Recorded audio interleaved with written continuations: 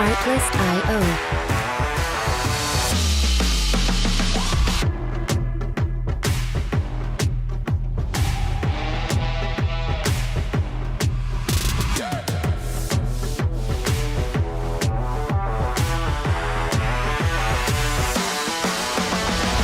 Music licensing reimagined.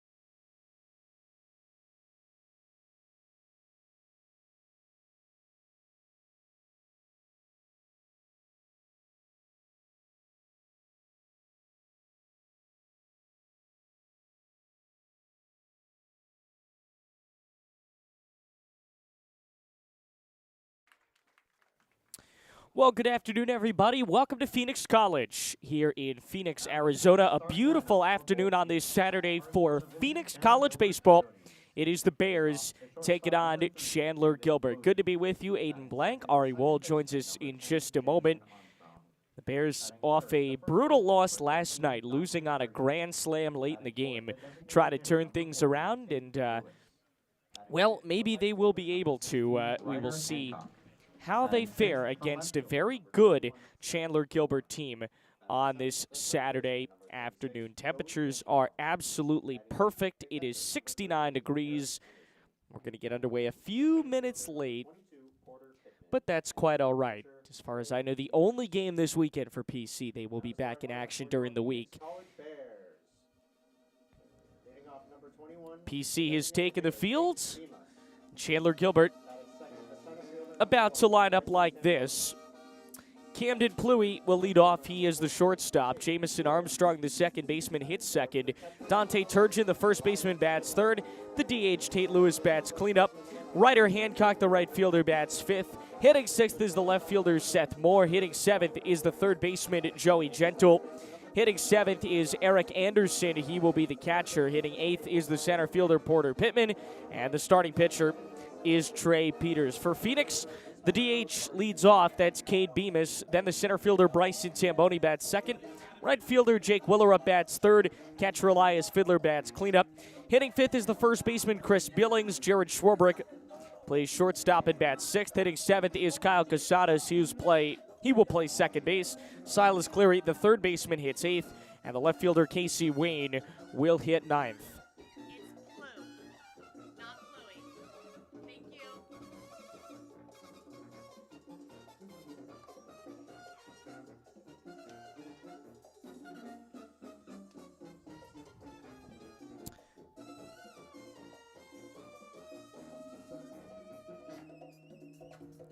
We have some brand new video looks for you today. We hope you enjoy that.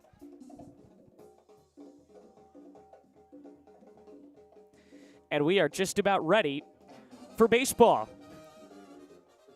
Ismael Garcia is the starting pitcher. Camden Pluie is the leadoff hitter. The shortstop will stand in from his right side. And we are ready for baseball. First pitch coming at 12:03. And a fastball off the end of the bat gets by the shortstop Schwarbrick and down on Tamboni in center. One pitch and a base hit for Chandler-Gilbert.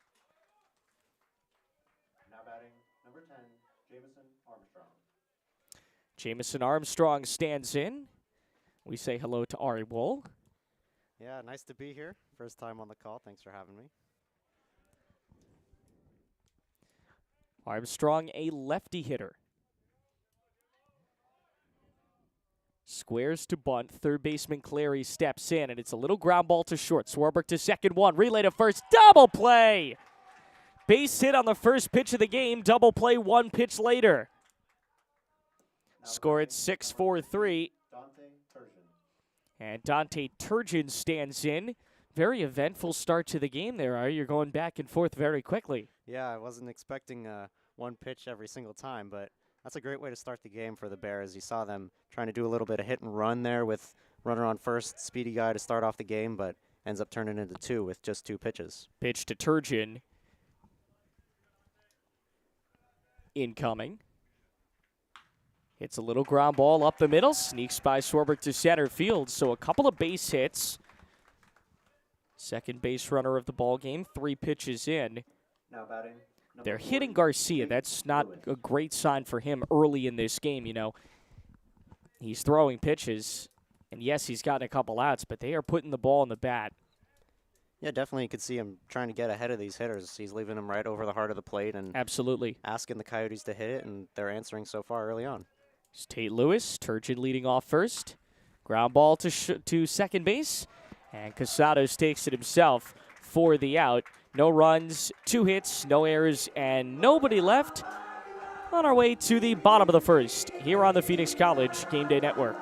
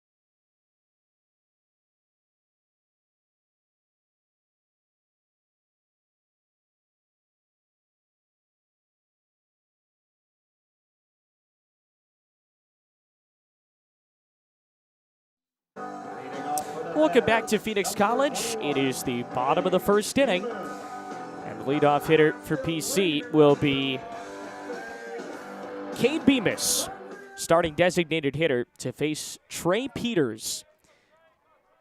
Bemis and Peters, the first battery today.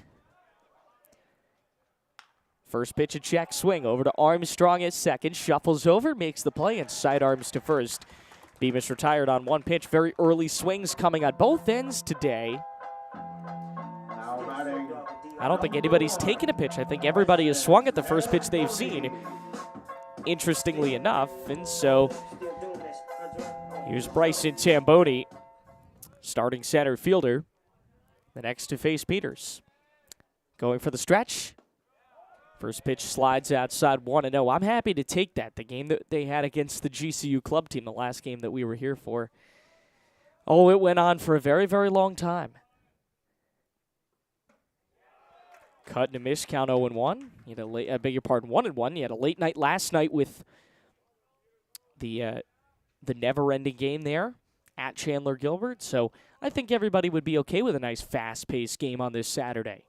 Pitch picked out of the dirt by the catcher, Anderson. It's Moore, Pittman, and Hancock left to right in the outfield for Chandler-Gilbert. Gentle, Pluie, Armstrong, Turgeon, third to first on the infields, and Peters and Anderson the battery.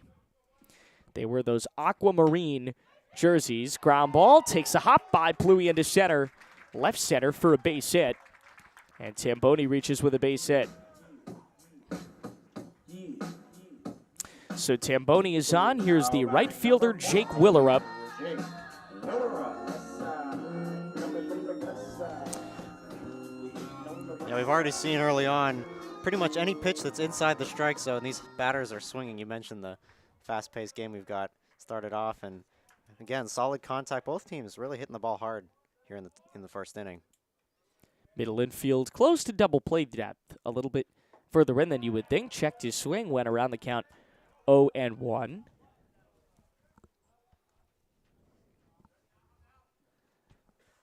We mentioned the aqua jerseys for Chandler-Gilbert. It says Gilbert across the front in orange with white trim. Pitch away. Anderson fakes the check down to first. I love those Chandler-Gilbert uniforms. Gorgeous, gorgeous setup. They've got gray pants, a single black stripe down them, and as far as I know, this is the first time I've seen Phoenix wear those home blues. Hard chop to third, over the third baseman, gentle for a base hit. First to third, no. Holding at second is Tamboni. He took a long turn around, and he's going to hold at second base.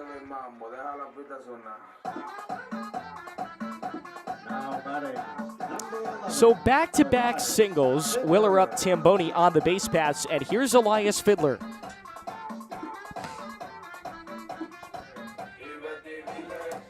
Fiddler,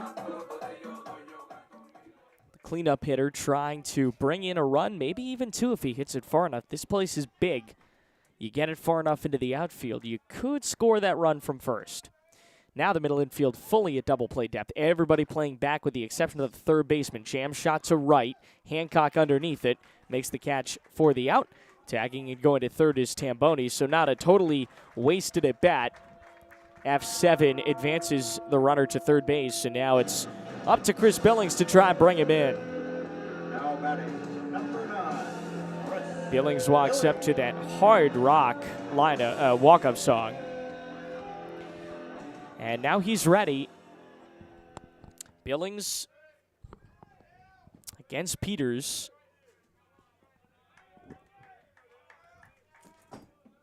With runners on the corners. Pitch.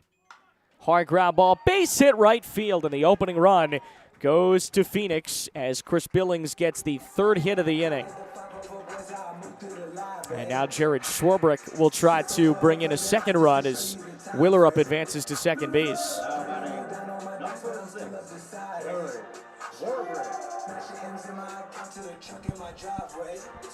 And that's where going after the first pitch is really beneficial. You know, both teams, but especially the Bears, not afraid to go after that first pitch. And you saw the fly out to right field, productive out. Had it not been for that, that run might not have scored on that base hit. So doing the small things right and putting the ball in play leads to that first run. 1-0 PC brings it home.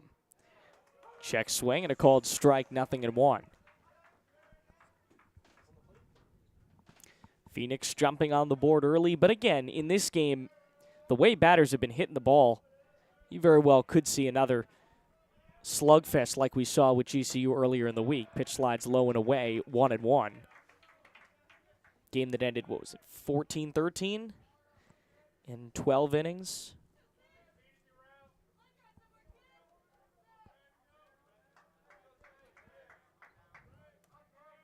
1-1. Shortstop Swarbrick hits a foul to the backstop, 1-2.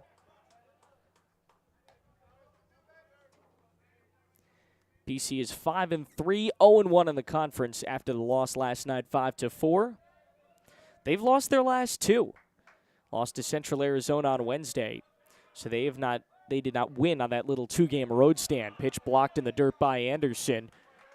Count 2-2. Deuce is wild now. 2 balls, 2 strikes, and 2 out. So they could certainly use some good mojo as conference play begins. They'll be against ACU on Monday. Couple of home games coming up next week. Wednesday and Friday, the other two. South Mountain Community College on Wednesday, Mesa, 3 o'clock on Friday afternoon. There will be one away game at South Mountain on Tuesday afternoon. So a jam-packed week for PC. 2-2, 2 out, and 2 runners on base. Couple of looks back from Peters.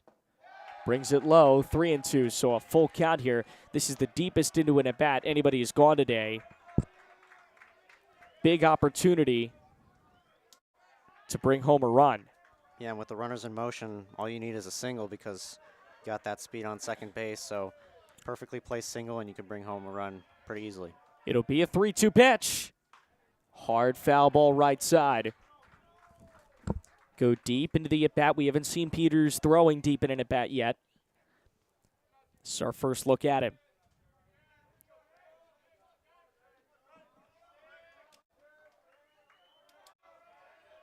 Here comes the 3-2.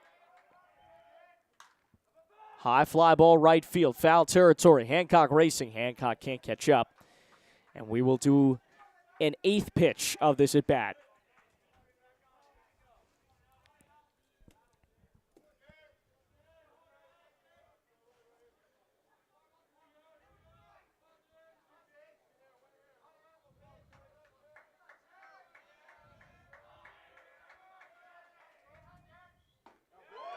Swing and a miss. Strike 3 called, and that is the end of the inning. But Phoenix is on the board with a run on 3 hits with no errors and a pair of runners left on base. Top 2 next. PC has the early lead on this Saturday afternoon.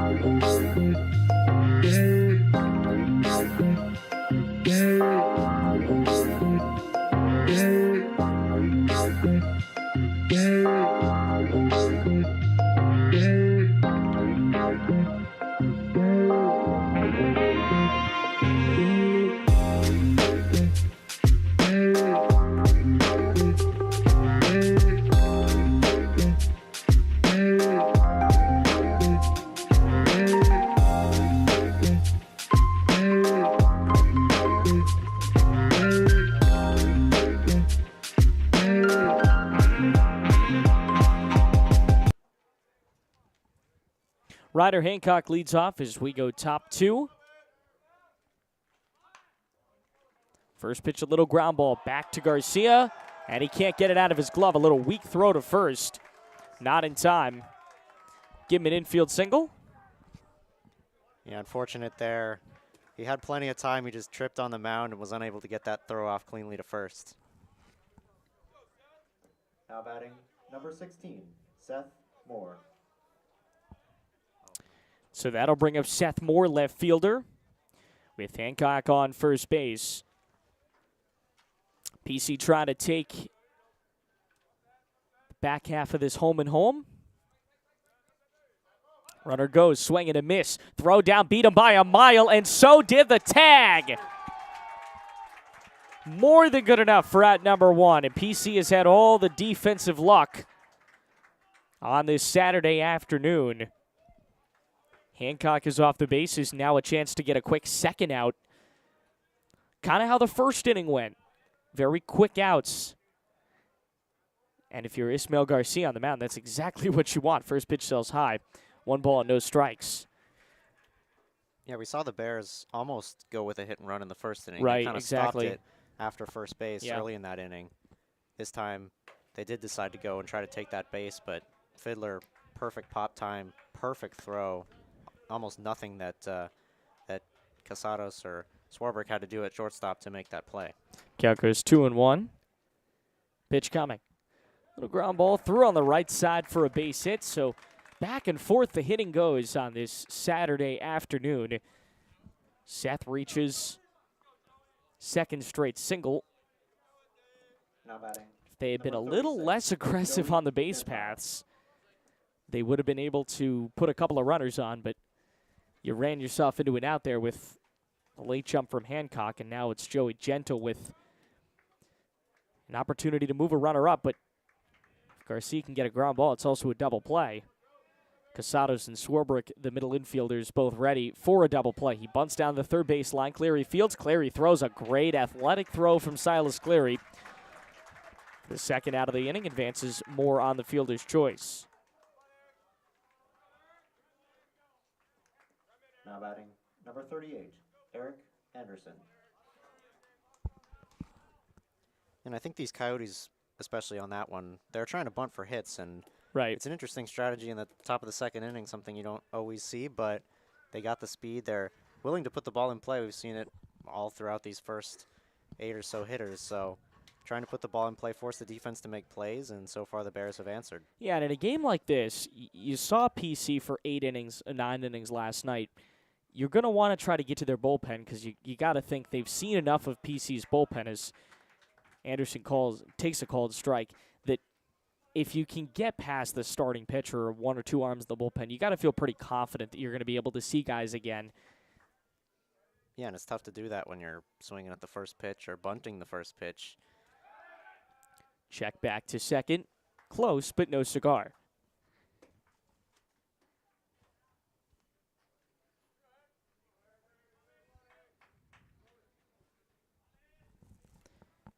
Anderson, Pittman, and then the top of the lineup with Plu.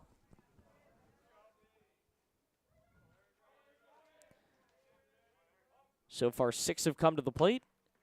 3 have gotten hits. Little ground ball for Billings, flip, and they win the race to the bag.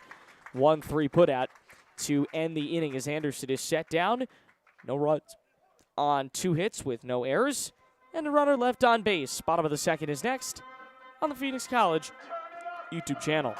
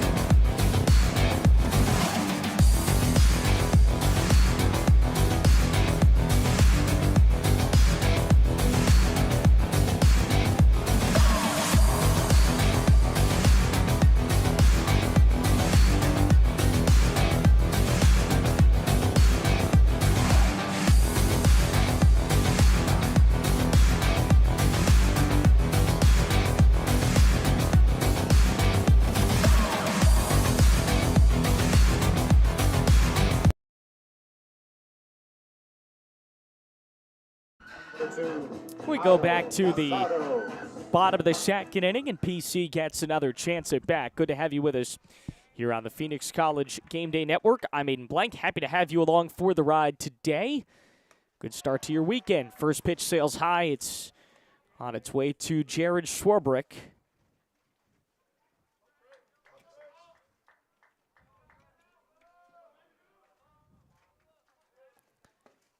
First pitch, next pitch, a called strike on the outer third.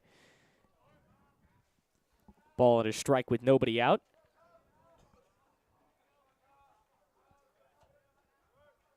The 1-1 incoming. Off the end of the bat to second. Armstrong. Sidearms to first. Kyle Casados waits on deck.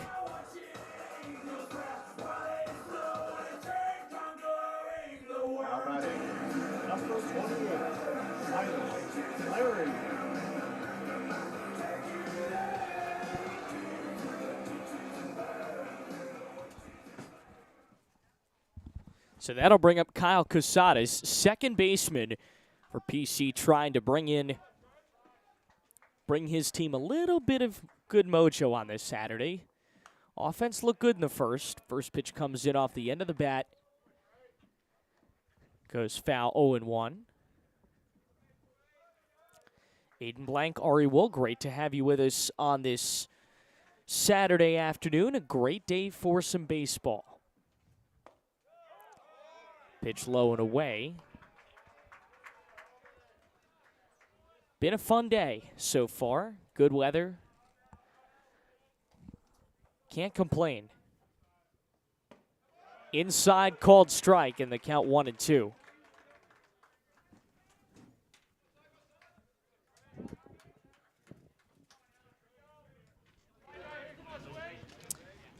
Here's a 1-2. Checked his swing, slider away, 2-2.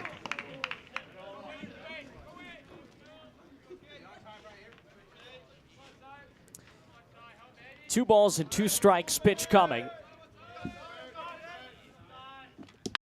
On its way, up the middle for a base hit. It gets through the left center field between Moore and Pittman, splits the gap, and Schwarber is on with the base hit. 720s, let's get straight to it. Number 27, AC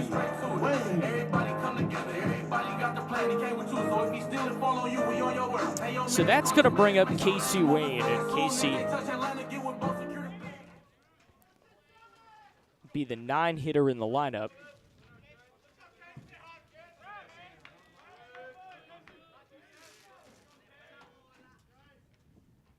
First pitch, checked his swing low and away, throw down to first, and he's in there safely.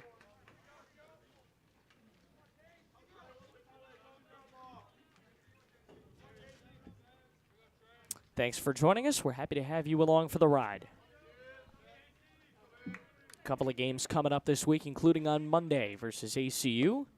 We'll have those broadcasts called Striking a Curve 0-2.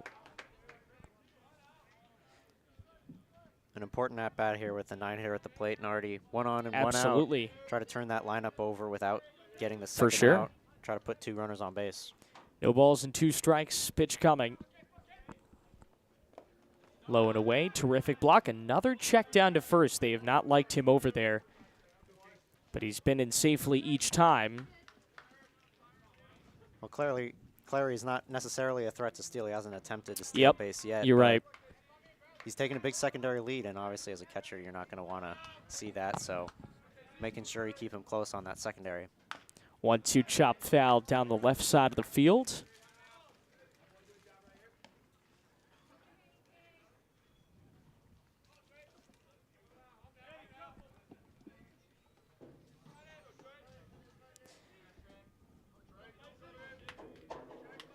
So here is a 1-2 pitch with one out, runner on first base, high fly ball, left field, backtracking Moore. Moore underneath it. Does he have a play? No, it's over the wall, home run.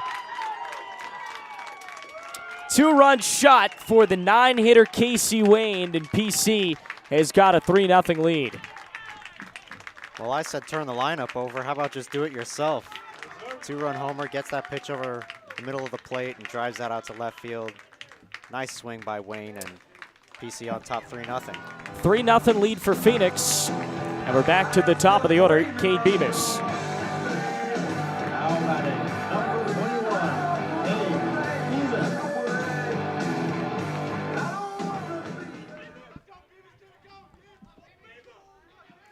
So Bemis stands in. 2 runs already in the inning. First pitch fouled away, 0-1.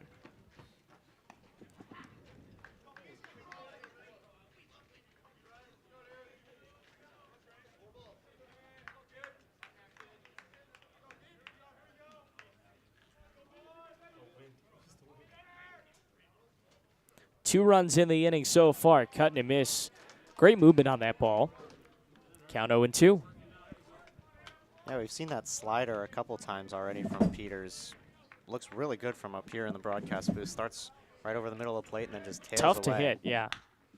Cranks another one in the air. This one's shallower, more plue and gentle on the play, and it's Moore who comes in from left to make the out. Now batting number So that's one, going to bring in Bryson Tamboni.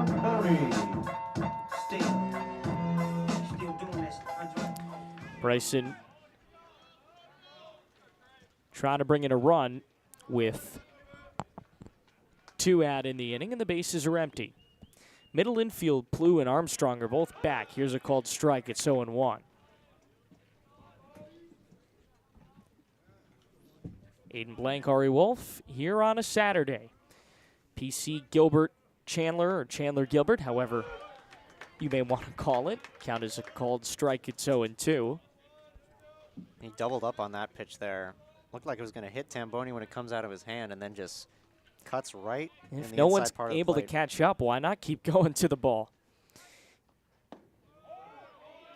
Pitch just a little bit low, and the count now 1-2. So 1 ball and 2 strikes. Trying to get a run, or an extra runner, PC. Little ground ball goes foul, and just barely. It looked like maybe it would stick fair. We'll do it again at 1-2.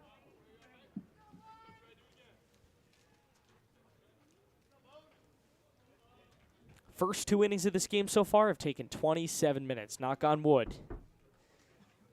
After the marathon game the last time they were here, this has been a nice change of pace for PC.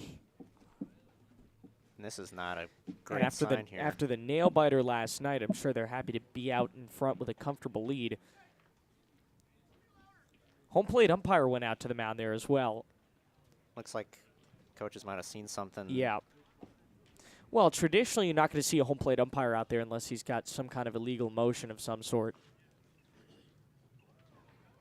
If it were just a traditional pitching conference, it would be just the coach, catcher, a couple of infielders maybe, in the pitcher. But whatever the issue was, it has been resolved. So here comes the 1-2 with 2 out.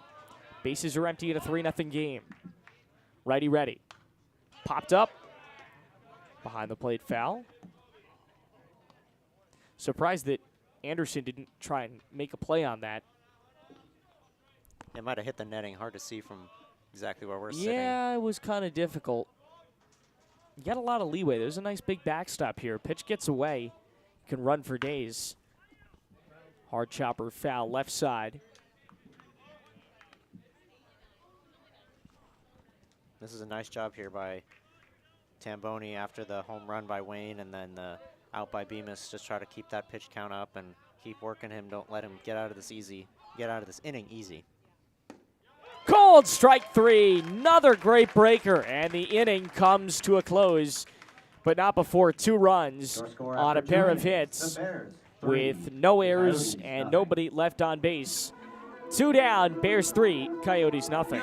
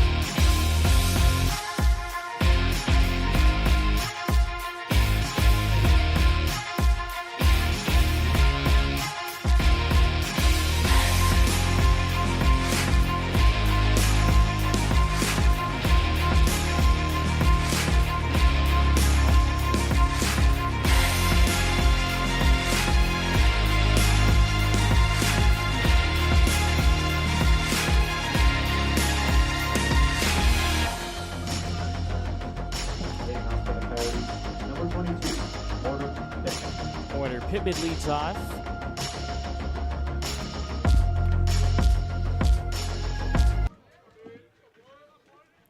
Warner Pittman leads off as we go to the top of the third inning and a 3-0 lead for PC. Little bleeder into left center, and it gets down between Tamboni and Wayne for a base hit.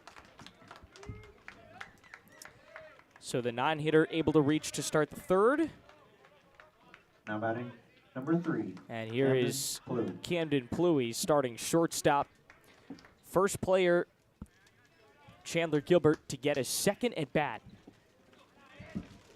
Had himself a base hit to lead this game off.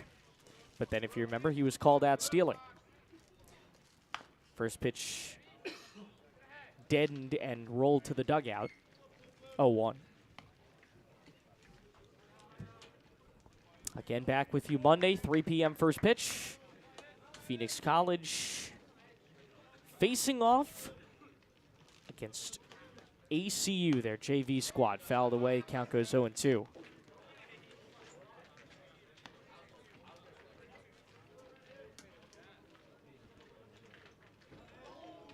Or you want to take a stab at what ACU stands for? I don't know. Go ahead, tell me. I believe it's Arizona Christian. We're getting nods in the press box.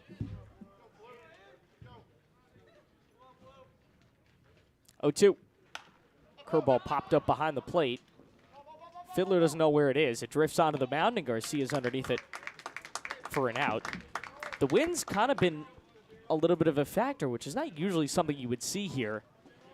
That home run to left, Moore thought he had a play on it. The ball just carried out. And number 10. right here, Jaden Fiddler thought he was the Armstrong. one to get it behind the plate, and, well, Garcia ended up with it on the mound. So the ball's moving a little bit. I don't know. The Arizona natives on these teams may be a little surprised. Again, Connecticut guy. I'm used to, the weather being a little bit of a factor, but not a lot of wind out here traditionally. So some of the Arizona guys on the teams may be a little surprised. Yeah, not traditionally a lot of wind, like you said, but that flag is definitely blowing out, moving a lot there in center field, and we saw that pop up. And it has been a little more windy this last week, I'll say. I haven't spent a lot of time in Arizona, but it has been definitely the wind picking up here as we enter a little more spring. 0-1 drifts outside.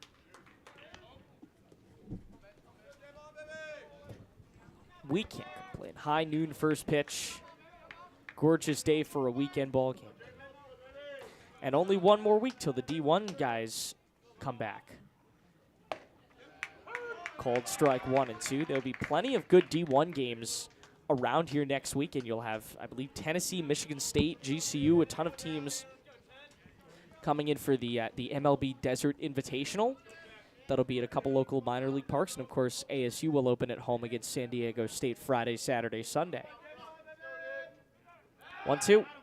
Check back to first. Ooh, they thought they had him picked off. That was a really close play there. Garcia looked like he had him dead to rights. Yeah, that was the second straight pitch that Pittman was kind of just dancing off the base. He did it the pitch before. Yeah, they didn't quite Garcia get him. didn't notice, and then this time decides to try and get him. Well, here comes a 1-2. Misses 2-2. Jamison Armstrong at the dish, grounded into a double play his first time up.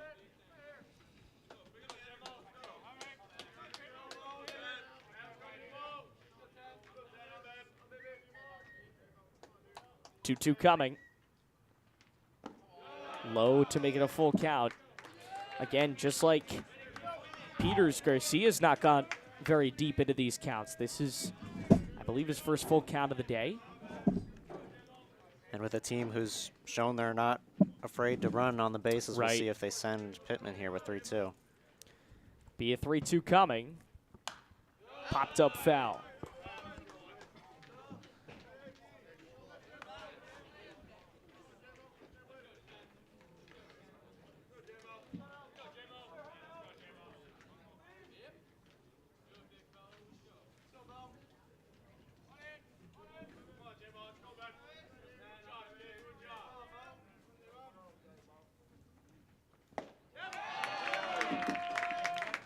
Called strike 3, the first strikeout of the day for Garcia. And 2 outs after the leadoff single Now brings batting up Dante number Turgeon. 13, Dante Turgeon. Pittman on first base still. A big strikeout there with Turgeon coming up. definitely don't want 2 runners on base with him at the plate and 1 out. So good pitch on 3-2, locked him up. Off the end of the bat, base hit right field. 2 runners aboard with a couple of outs in the third. Second single of the day for Turgeon. He's now 2 for 2, and here's Tate Lewis. Number 40, Tate Lewis. Tate grounded out to end the first. He's trying to avoid ending the fourth, or the third rather.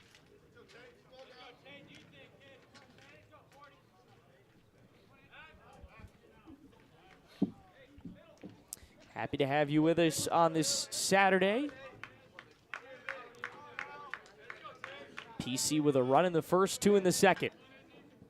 And defensively, great outing for Garcia, though he's run into a little bit of trouble here off the end of the bat, trailing foul. Out of play down the right field line.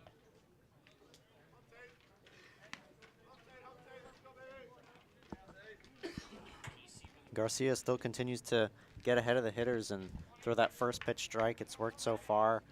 The Coyotes are jumping on it and trying to, put it in play. They've done it for the most part, but he's not afraid to throw that pitch over the heart of the plate and try to get ahead of these hitters, and he's done it again there. Down in right field, they're going to try to send the runner. They will send the runner, and Pittman is in. First run of the game for Chandler-Gilbert on a base hit served up to left field by Tate Lewis. Now batting, number 16, Ryder Hancock. Couple of hits bring Pittman in. Turgeon goes to second.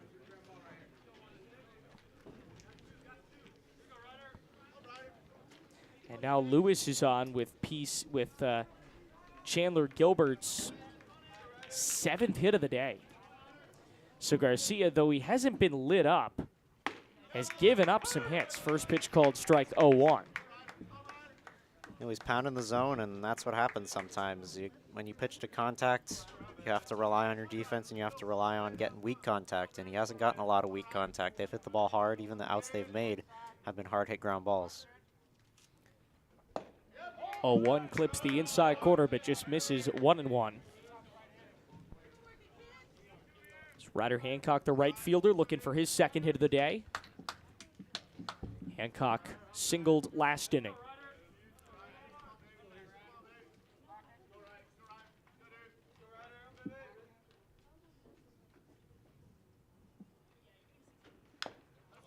Taps it off the plate, foul. 1-2. Scoreboard has 5 hits. I have it as 7, being 2 hits in the first, 2 hits in the second, and 3 now in the third, including that RBI from Lewis. I do have 5 hits for PC, which is what they have. Though I guess there's one error that they credited to Phoenix. Perhaps on the bunt. Drops low 2-2. Oh, okay. I could see that. Well, that's the only guess that I have.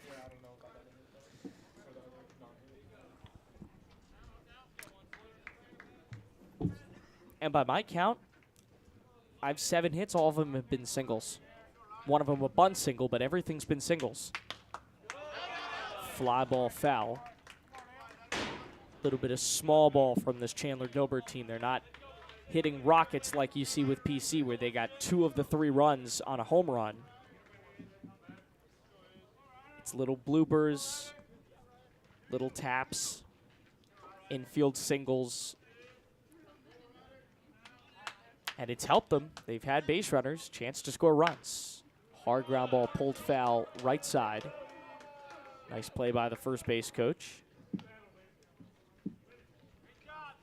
We got a good one so far. 3-1. Phoenix had a comfortable lead. Chandler-Gilbert starting to cut that down here in the third. And still very early. Garcia's been in some sticky situations in the first 2 innings already, and a chance to try to work his way out of another here in the third. Ground ball right side stays fair. Played by Billings. Takes it himself for the final out, and a G3 will end things here in the third. But a run on 3 hits, no errors, and 2 runners left. Back in a bit on the PC YouTube channel.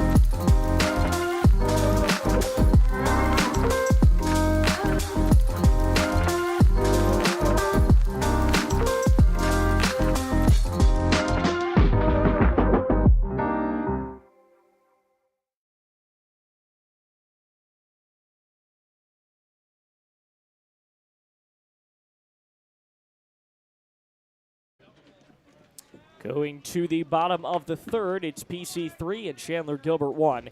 Happy to have you with us here on the Phoenix College YouTube channel. Count goes 1-0 to the leadoff man, three-hitter Jake Willerup, singled in the first. Left stranded on second base. One of the two that have been left by PC today. Off the inside of the bat, lazy fly left field. Moore comes in and makes the catch for out number one. A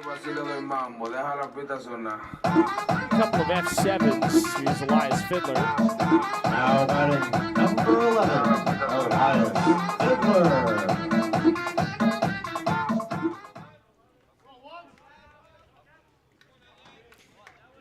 Fiddler fly-out victim as well in his first at-bat. Takes strike one.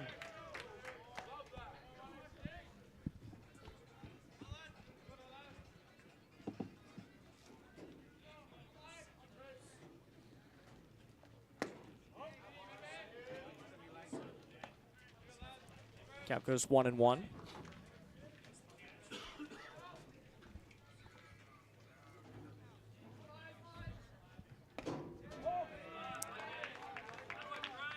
Low again, he's battled into a 2-1 count. Gets ready. And the 2-1. Liner up the middle, a little screamer base hit. One out base hit for Fiddler, his first of the day. So here is Chris Billings, singled in his first at bat. Now batting number 9. Brought home a runner in the first.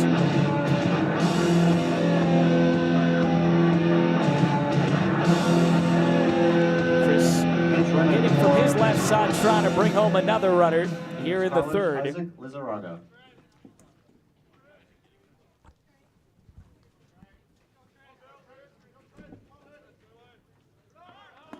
Pitch is low and away.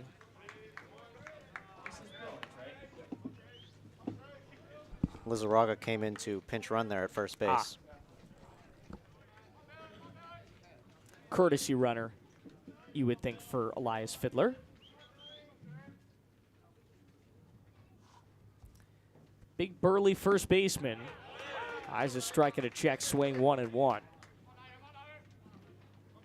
Bottom third, Phoenix led 3-0. Now they lead 3-1. And Lizarraga, threat to steal. He's stolen 2 bases. Hasn't been caught stealing yet so far this year. Low and away, count 3-1.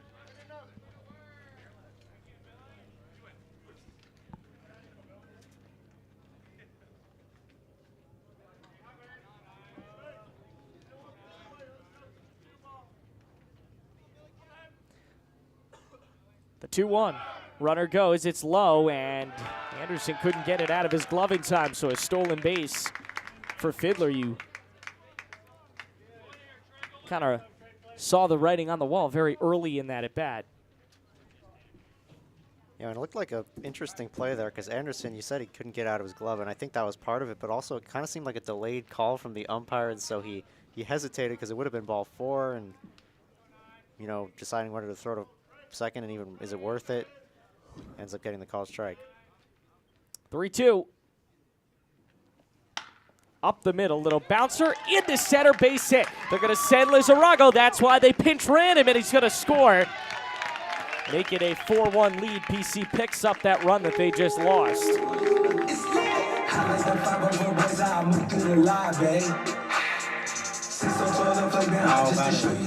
6,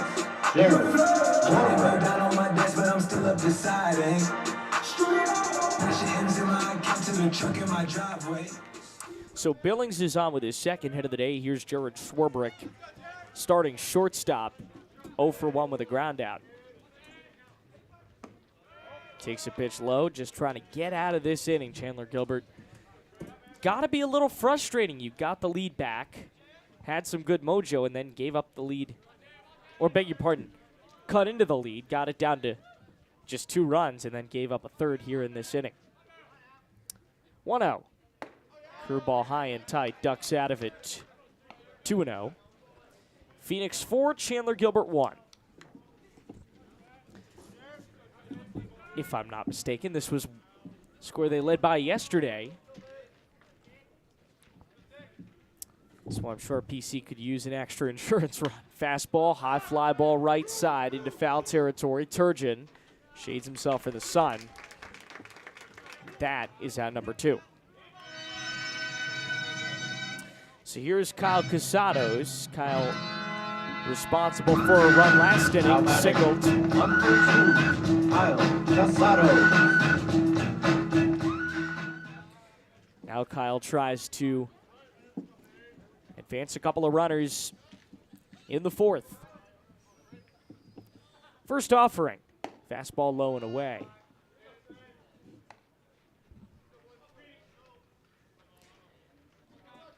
Phoenix has their runs today on a Billings RBI in the 1st, a Wayne home run in the 2nd, and another Billings RBI in the 3rd. Count goes 2-0. Righty hitter. Runner on first base, 2 out. 4-1 Phoenix College lead. 12 hits total over these 2 2/3 innings, called strike 2 and 1. Again, Phoenix led 4-1 last night, lost the game on a grand slam late in the game to Chandler-Gilbert, 5-4. So they know better than anybody that lead is not safe. High fly center field, Pittman over, racing over, thinks he has a play, and he most certainly does. An F8 to bookend the inning, but Phoenix gets a run. 4. It is 1 run on 2 hits with no errors and a runner left on base. 3 in the books. 4-1 lead for Phoenix.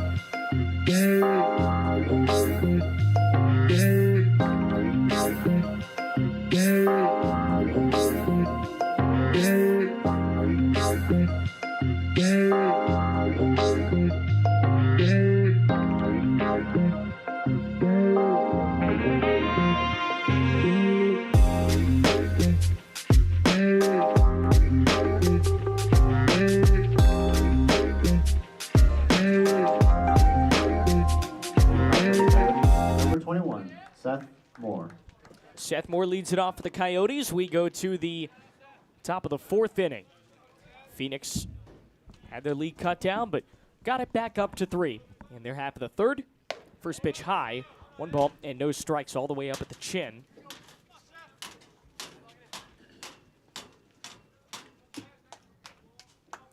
Kick it a 1-0. Another one high, tight, 2-0. Be 6, 7, 8, more Gentle Anderson. Trying to get the rally started. Called strike, bell tie, 2 and 1.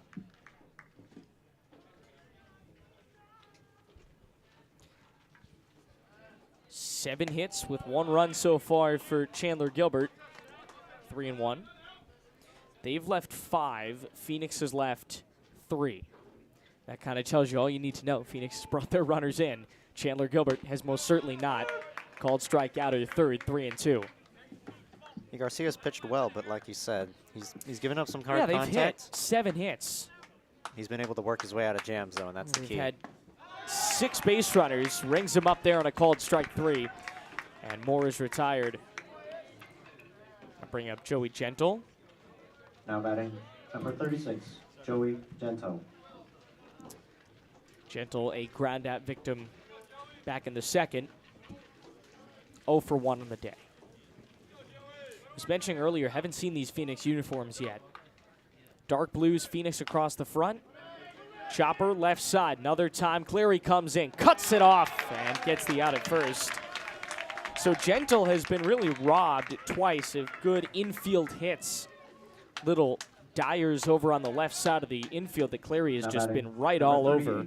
And that brings up Eric Anderson, trying to avoid Chandler-Gilbert's first 1-2-3 inning of this ballgame, the first 1-2-3 inning either team has had. The way this game has gone, you would think we'll get very few of those over the next few. Called ball 1.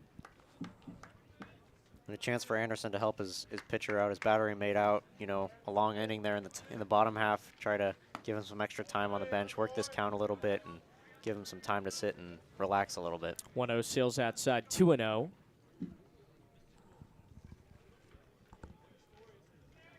Readies, 2-0. Called strike a little high, 2-1. Anderson rocking the stirrups. Few of the Chandler-Gilbert players are. Cuts and misses, can't catch up to a changeup, 2-2. In fact, not a lot of the Phoenix players with stirrups either. Garcia with the stirrups on the mound, that's basically it. 2-2. Swing and a miss. That time the breaker.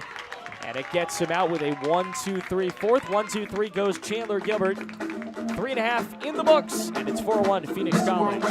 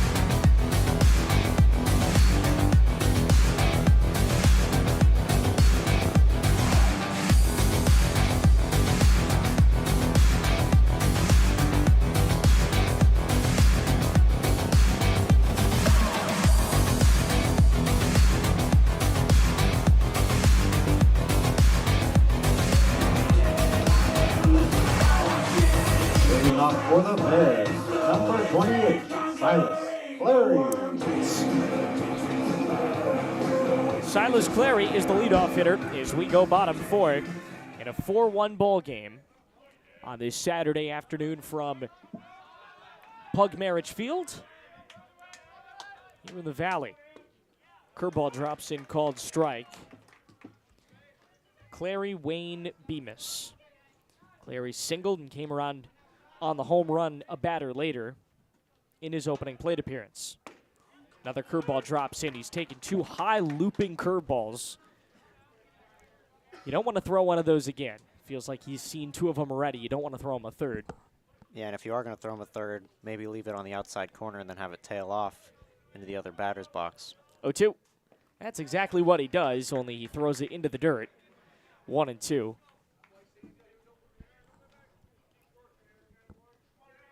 maybe intentional, kind of a throwaway pitch on 0-2. You can fool around a little bit. Now you got to get a little more serious at 1-2.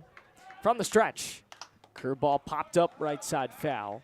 So now he's seen 3 of those, different locations, but all, 3 of the 4 have been in the general vicinity of down the middle of the plate. Gives him an option now to maybe come back with something fast, a cutter or a fastball, or keep going with it. Give you clarity. You're probably hoping he throws another one. He punts it to third, and it goes off Gentle's backhand. Very awkward hop. I don't know that you can call that an error. I guess we will, but a very tough error to give. Clary's on base. Here's Casey Wayne. Casey Wayne.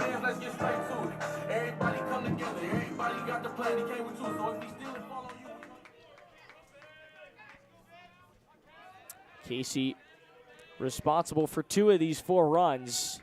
Homer out to left, first at bat. They no doubt know it, which is why they give him a junk ball first pitch low and inside 1-0. Middle infield's at double play depth. First baseman Turgeon holds the runner on. The 1-0. Runner goes. Ball. Throw down. Did he get out of the way? It was close, but he does not, and he's thrown out.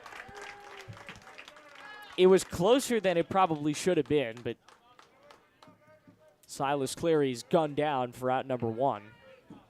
A nice effort to try to get out of that. Sometimes you'll see a swim move or something. He kind of popped up his slide and then tried to reach with his right arm and get the base, but I think he was tagged just before he was able to get in there. Called strike.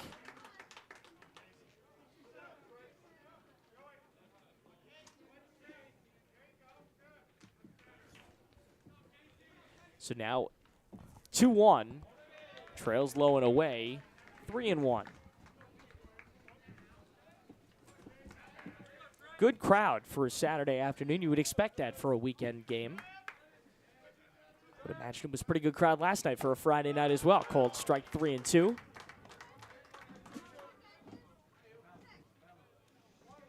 Even the midweek crowds have been pretty good.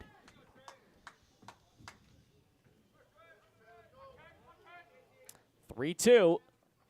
Cut and a miss. Dirty curveball for out number 2. I tell you, Peters has bounced back very nicely, and he's an out away from his first 1-2-3 inning of this ball game. Now batting, number 21, Kenny. So Cade is 0 for 2. Fly out and a ground out. First pitch is called strike 1. And that off-speed pitch has really locked up these Bears hitters as of late. That slider has been nasty for him.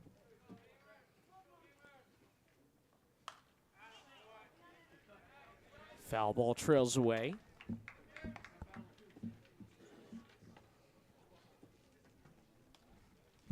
And a chance as well, like you mentioned, to escape this inning without allowing a run. It'd be his first half inning without allowing a Bears run to score.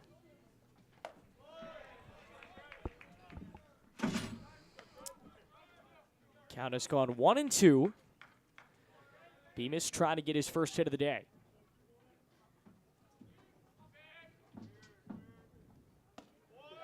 Oh, just missed on the outer half. Peters was halfway to the dugout trailing off of that pitch. He was ready to go, but couldn't quite finish. So instead, deuces wild, 2-2, 2 out. Can't get that call either. Goes to the fastball. A little bit of break to it. Now he's run a full count. Good eye in this at-bat from 0-2 to 3-2, forcing Peters to come at him and throw a pitch in the zone. 3-2, called strike 3. Maybe a makeup call, a little high, but he got it anyways. And that is most definitely Score after 4 innings. The Bears. a 3-batter inning. Coyotes 1. Cleanest inning for Peters of the day. No runs, no hits, 1 error, and nobody left. We're on our way to the 5th.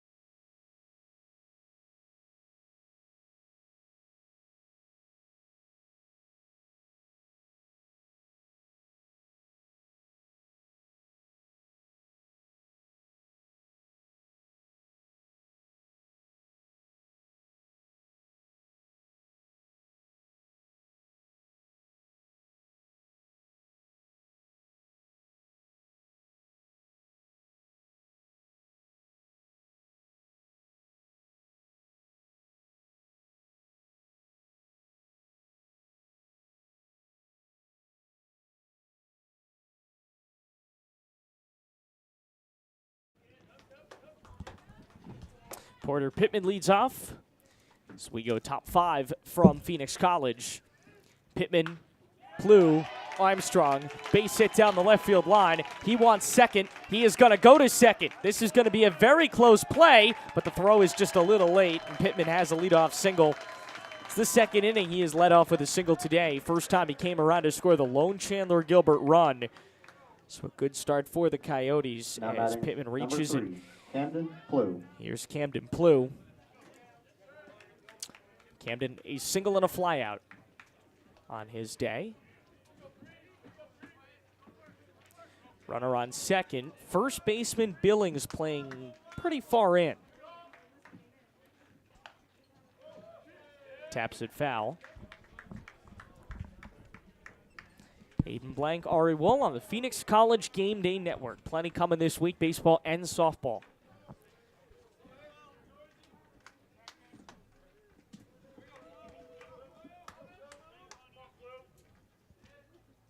Being a 1. Hard line drive, left center field, and down, base hit, and it gets by Wayne and left. This is going to cut it to 2 as the run will score RBI double for Plew. Couple of hits, and Chandler-Gilbert knocks it back down to a pair of runs. Knocks the lead back down to a pair of runs, and there is a timeout. We're going to see a pitching conference here. Wasn't that a great piece of hitting from Plew? You were just wondering whether Wayne was going to catch up to it, and he didn't. Yeah, you mentioned nice piece of hitting, and looked like in the outfield, perhaps a chance to cut that ball off. It didn't take the hop he was expecting, and it ended up going back to the wall. Pittman was going to score either way, but kind of advanced Plew to second. It would have been a really tough play at second base if he was able to cut that ball off in left field. So Plew is on second base. The game is now a 2-run lead.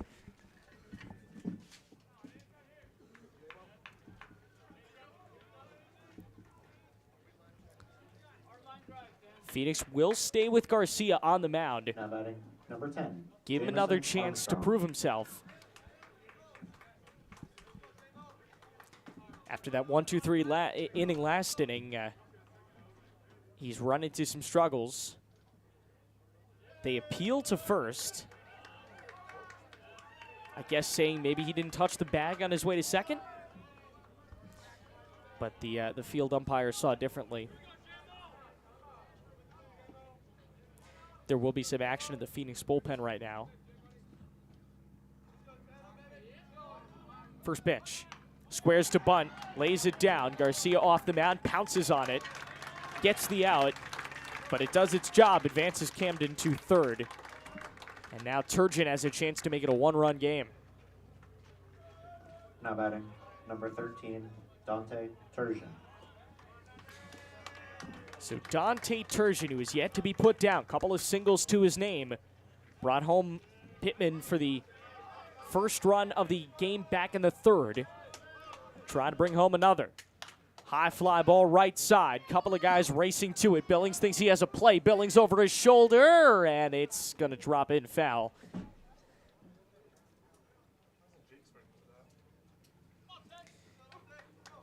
It was a tough angle to catch it on anyways. Even right underneath it. That's a hard ball to catch. Yeah, and more than likely you'd have to expect tag up from third base, and it would have been a close play at the plate. So the other way, a chance for Garcia to try to keep this ball in the infield or a pop-up in the infield and retire Turgeon. Plew stands on third. Turgeon takes high and tight, turns out of it. 1-1. We mentioned the wind a little bit earlier as it comes into play maybe with 1 out. It is blowing straight out into the outfield. Tate Lewis waits on deck. Ground out in his single on his day, so he is looking for a second hit. See if they can get him in at bat here with 1 out in the inning. Popped up. Again behind the dish. There's another one that kind of stayed a little closer to the catcher fiddler than we would have thought. Maybe that went into the netting. We can't really see above the awning here. But I think worth it. Keeps everybody nice and cool, and it'll be especially worth it in a month or two once the temperatures go past 70, go to the 80s and the 90s. 1-2, 1 out. Runner on third base. Righty hitting Turgeon. Trying to bring home a run.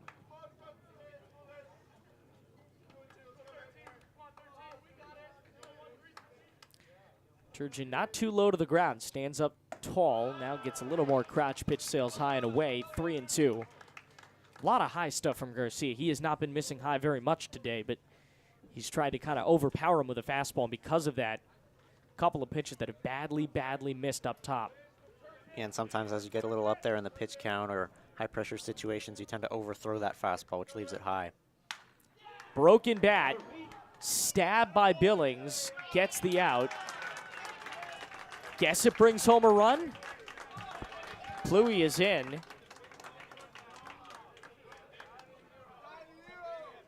G3 is a very weird way to score that, but it will bring home the third run of the day. It is now a one-run game, closest Chandler-Gilbert has come since the first inning. Yeah. That bat went flying towards the Phoenix dugout. That's a little lower. It could be a safety hazard. Well, the bases are empty. Not anymore. Line drive center field and over the reaching glove of Tamboni for a base hit. It's an extra base hit as into second goes Tate Lewis. He's now 2 for 3 with a couple of hits. And boy, are they getting to Garcia here in the 5th. Inning started 4-1. It's now 4-3, and a base hit could make it 4-4. But they're going to stick with Garcia. Here's Ryder Hancock. Singled in the second, grounded out in the third, so he's looking to go 2 for 3 as well. And definitely the best contact we've seen by the Coyotes so far in this one. 3 doubles in the half inning. They're pouncing on him and trying to tie up this game with 2 outs. We haven't really talked about it, but this game means a little bit more than the game against GCU earlier in the week. High fly ball, lazy to third. Cleary makes the grab. And we will finish that thought on the other side of this break. PC gives up 2 runs on 3 hits with no errors and a runner left on base. They now lead 4-3 as we go to the bottom of the 6th. 5th, rather.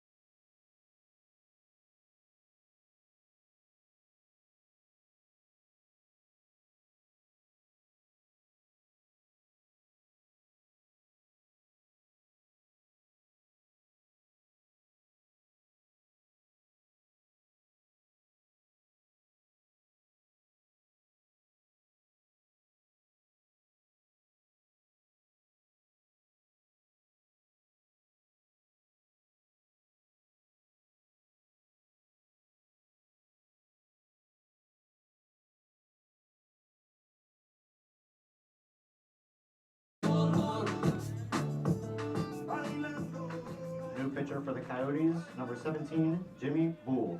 Jimmy Bull is coming in relief, the first out of the Chandler-Gilbert Leading bullpen. off for the Bears, number 1, Bryson Tamboni. Bryson Tamboni leads off for PC, who had a 3-run lead that's been cut to just a run. Tamboni, Willer up, Fiddler. Bryson takes a called strike. Get to the numbers on Peters. He cannot win this game or lose this game. It's a no decision. Only went 4.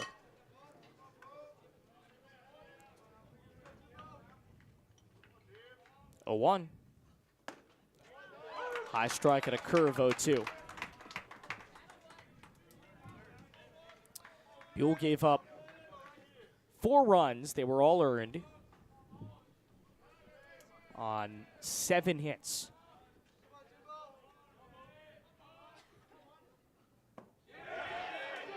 Called strike. No, just missed 1 and 2. Only 1, 2, 3 strikeouts for Peters. Buell will try to be a little bit more successful than his starter. 1-2 sails away, 2-2. Tamboni a strikeout, single, and a run scored back in the first. Top of the lineup has not done particularly well. Only 3 for 9.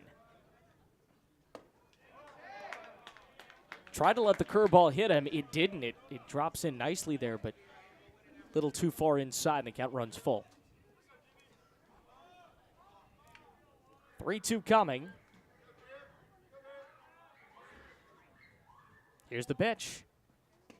Called strike 3, rigs him up. Nice pitch by Tamboni. I beg your pardon, nice pitch to Tamboni. And the first batter Buell sees off the bench is a strikeout. Now batting, number 14, Jake Willerup.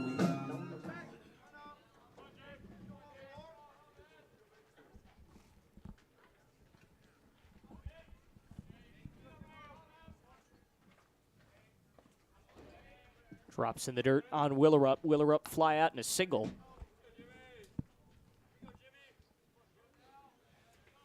This is the 3rd time around in the lineup, so great time to put in Buell.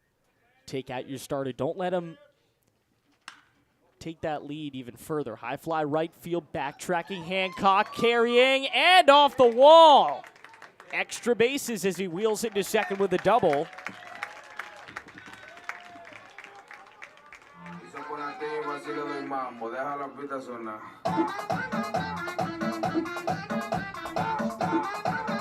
Now batting, number 11, Elias. Here's Elias Fiddler. Had a run back in the 3rd on a single and a fly out in the 1st.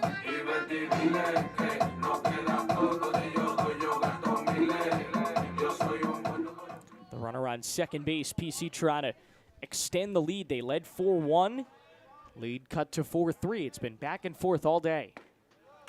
How about that for a little movement? Curveball drops in strike 1. I don't even know if that could be considered a curveball. That was a slider, really. Yeah, we saw that a couple times in the Tamboni at bat, all the way up until really 3-2, and he got him with a fastball. He's been throwing that off-speed pitch with a lot of movement breaking towards the other batter's box. How about a line drive picked out of the air by Armstrong, and they almost doubled up Willerup at first base. L4 in the books, but man, put a star next to it. Wasn't that a pretty play? Now batting, number 9, Chris Billings.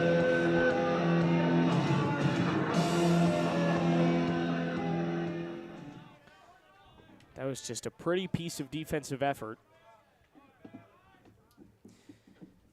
Armstrong saves probably a run. That gets through. You could send the runner from second home. Here's Billings. Couple of hits to his name, 2 for 2. Fouls it away.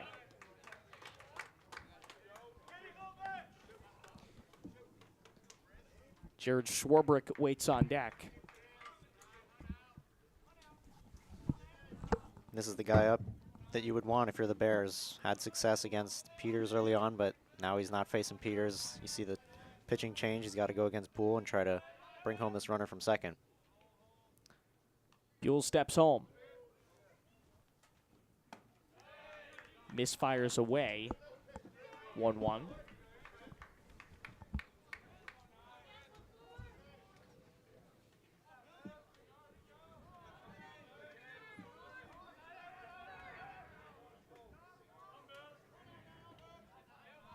One, 2 out. Lefty's ready.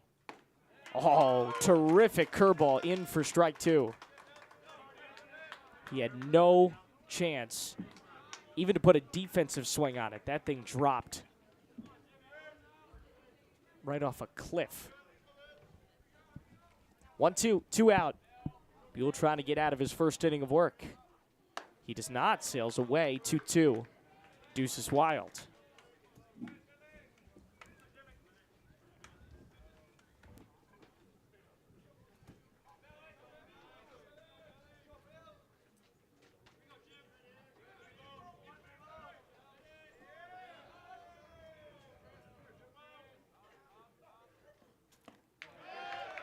Two is low, and the count runs full.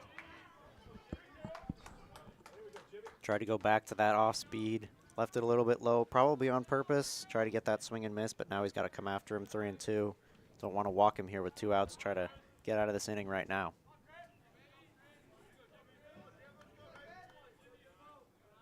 Payoff. Away ball 4. He let 2 runners on with this PC team. Who knows what could happen?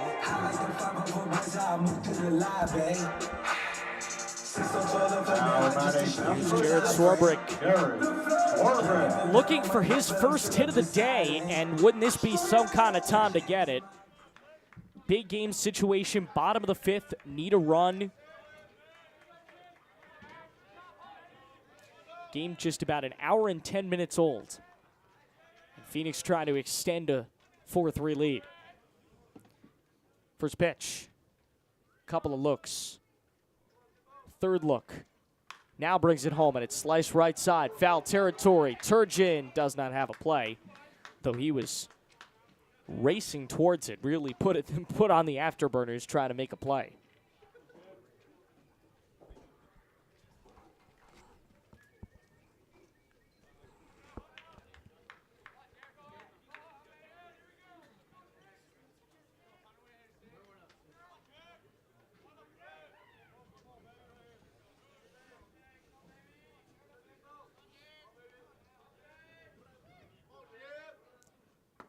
Oh, 1, low and away, 1-1.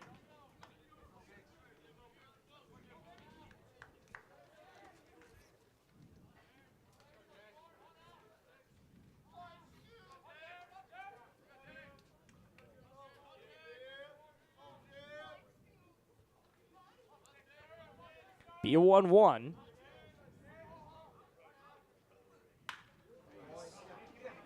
Swings, lines it to center. Pittman catches on the run. PC's going to strand a pair. It's an L8. Score after 5 innings, the Bears 4, Coyotes 3. We go no runs on 1 hit, no errors, and 2 runners left on base. 5th inning over, 6th is next. 4-3 Phoenix on the PC Sports Network. Your love pours down on me, surround me like a waterfall.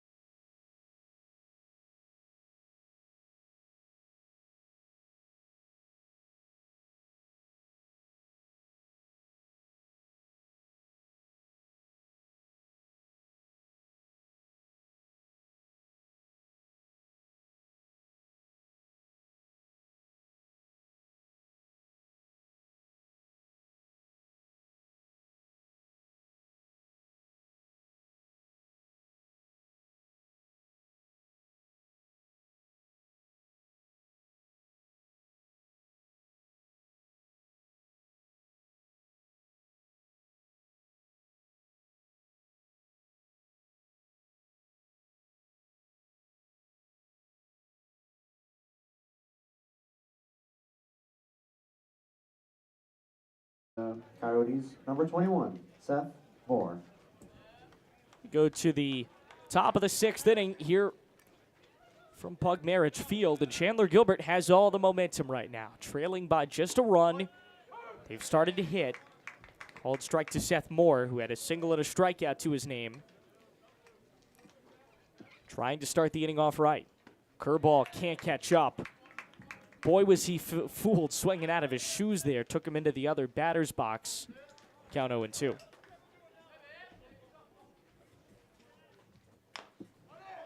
Little tapper. Back to the mound. Over to first. Out number 1. There is I beg your pardon. Thought that Garcia had been replaced. He had not. So Garcia gets another inning. Number 36, Joey Gentile. He has gone more than long enough that he's going to be credited with the decision here, win or loss, unless Chandler-Gilbert ties it up when he comes out. Called strike, 0-1, whereas at this point, now Jamie Buell is going to be credited with a loss for Chandler-Gilbert if they can't come back on this. Because Peters did not go 5 innings. Little ground ball, left side. Schwarbrick a slow start to it and has to just eat it. Little infield single for Gentle. Shouldn't have been, but Schwarbrick was too passive when playing it, so Gentle is on base. Now batting, number 38, Eric His Anderson. first time on base today, and Eric Anderson looking to join him. Grounded out and struck out, so he's also 0 for 2. Good chance here for Garcia to work out of this inning. He's come back and started this inning much better than he did in the last inning and try to get another ground ball here. Turn 2 on Anderson. First pitch is a called strike.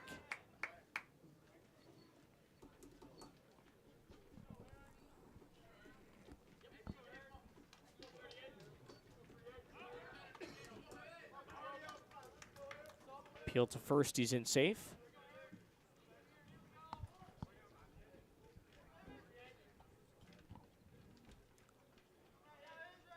Here comes the 0-1. Check. Ooh, they had him, but they dropped the ball at first base. Billings couldn't squeeze the glove. If he had, it's almost certainly an out. Yeah, Gentile was just taking step after step, trying to get a little more on that lead and see if he takes off here. Probably not after that pickoff, but definitely trying to get a big lead on first. Lefty hard crack up the middle and past the backhand of Casados. Everybody safe, base hit for Anderson. The two guys that have really struggled the most in this lineup get on base in their third trip. And here's Porter Pittman. Pittman has not struggled. He has scored twice, doubled and singled. Pinch running for the Coyotes, Devin DeVera. Camden Pluie waits on deck. Now batting, number 22, Porter Pittman.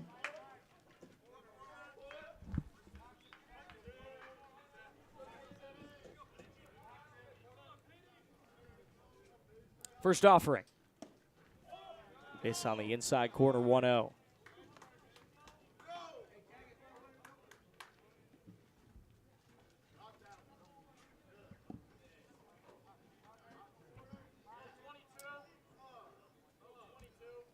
Offering on the way, and here it comes.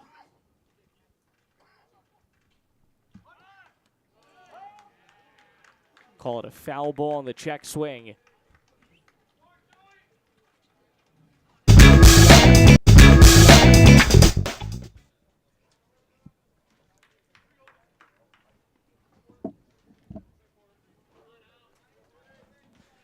So it'll be a 1-1.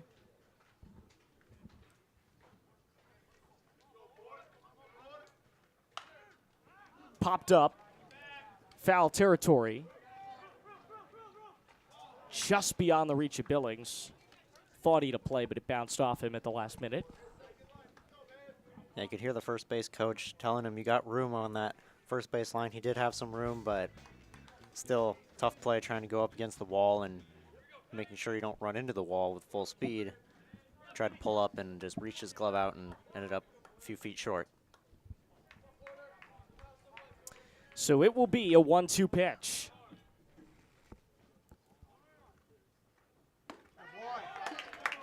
Rings him up. Great bounce back pitch from Garcia. What very well could be his last inning of work. He knocks out Porter Pittman and now faces the top of the order. Camden Pluie. Now batting, number 3. He's going to get a fourth Camden look at Pluie. Pluie. And this is where you get into danger territory. They've hit him very well, and now it's their 4th time seeing him. You got to think Garcia's done after this inning. Yeah, I think if he gives up a hit here and they tie the game, that's probably it. If he gets the out, that's also probably it. Curveball pulled left side. Nice stab by Cleary, and he steps on the bag. Well, if that's it for Garcia, great day for him, only allowing 3 runs. G5 will end the 6th, the top of the 6th at least. No runs, 2 hits, no errors, 1 left. Bottom 6 next.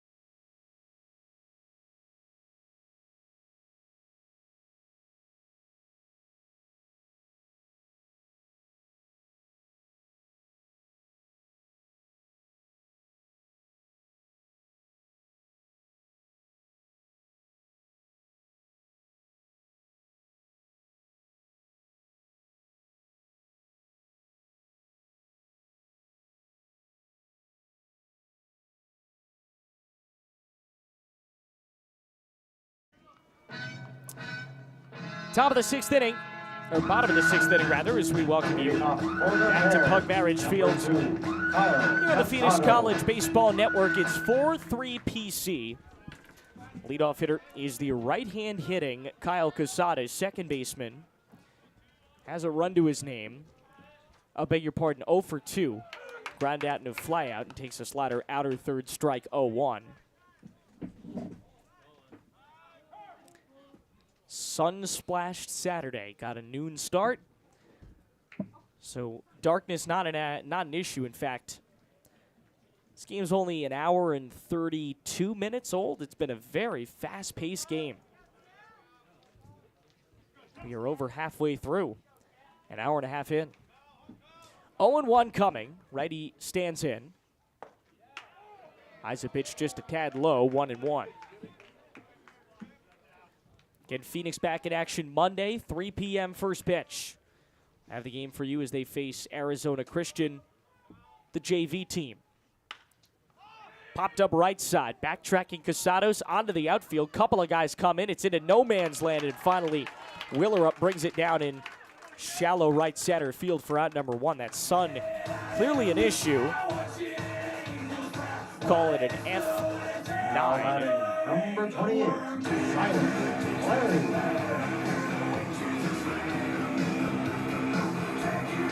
Here's Silas Clary. He has a single to his name. He's reached twice, once on a single, once on an error. Also has a run. The righty takes a strike high and away, 0-1. Casey Wayne waiting on deck. Casey had the home run and the strikeout, so 2 polar opposite results for him. 0-1 incoming. Another strikeout or third, 0-2. 2 pitches that I'm sure Clary wishes he could have back. Very wide strike zone to start his at bat. Yeah, if I'm Bull, I just go to that same spot, but even further outside. He goes low and gets the called strike. Pitches were twisting and turning every which way in that at-bat. He's retired the first two. And Buell's going to face Casey Wade now. 27, Casey Looking to Wade. retire 6 of his first 8 batters. He has been incredibly successful out of the bullpen. Considering Peters kind of left in him with the game amuck, trailing by 3, you know, PC scores a couple more, it's almost out of reach, but Buell's come in, he's shut down the Phoenix Bats on the verge of a 1-2-3 inning here. Delivers a 1-0. Fastball called strike 1-1.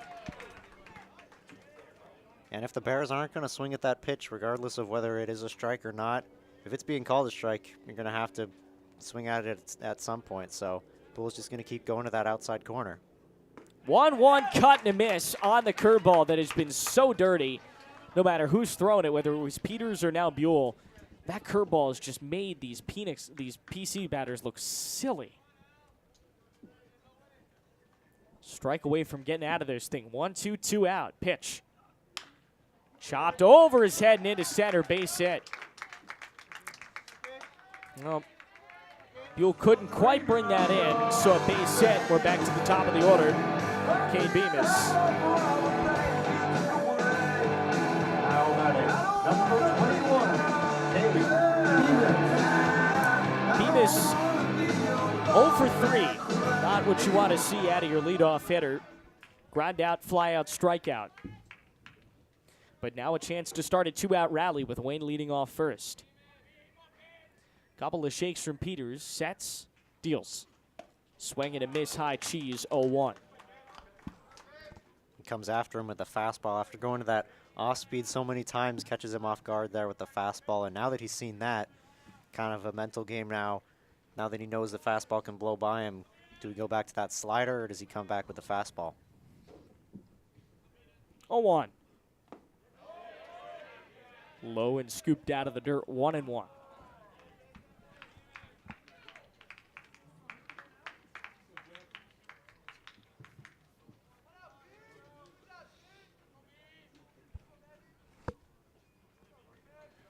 One and one. 2 out, runner on third base. Pitch coming. Low and inside, 2-1.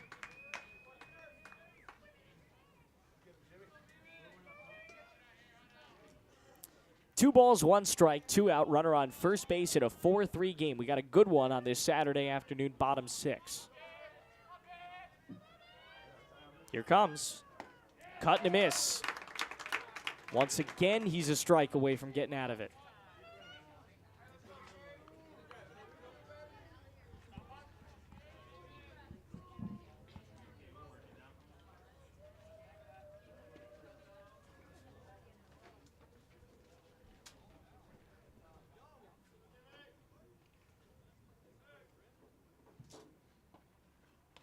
Plunked him. Any way you can get on base, they'll take it. And now Phoenix has 2 runners on base. Trying to start that 2-out rally. Still Snoop Dogg and D.I. Guess who's back? Still. now batting, number 1, Bryson Tamboni. Yeah. Check it out. It's still Trey Day, AK. Can't keep it home a lot. So Bemis is plunked, and here's Bryson Tamboni, center fielder, trying to bring home a run. He struck out in his last 2 at-bats, but singled back in the first. There's a pitching conference on the mound. They want to know how I feel about it. Dr. Dre is the name, I'm ahead of my game. Still puffin' my leaf, still with the beats. Still not loving police. Still rock my khakis with a cuff and a crease. Still got love for the streets, reppin' 213. Still the beats bang, still doing my thing. Since I left, ain't too much change. Still, I'm representing for the gangsters all across the world. Still Hitting them corners and them lolos, girl. still taking my time to perfect. So after the conference is done, Buell comes back. Buell has not had a problem this inning. He's had problems late, but for the most part, he's been okay as long as he can get out of this without giving up a run. First pitch. Low and away, 1-0. That strike zone has been kind of all over the place this inning. Starts to tighten up there.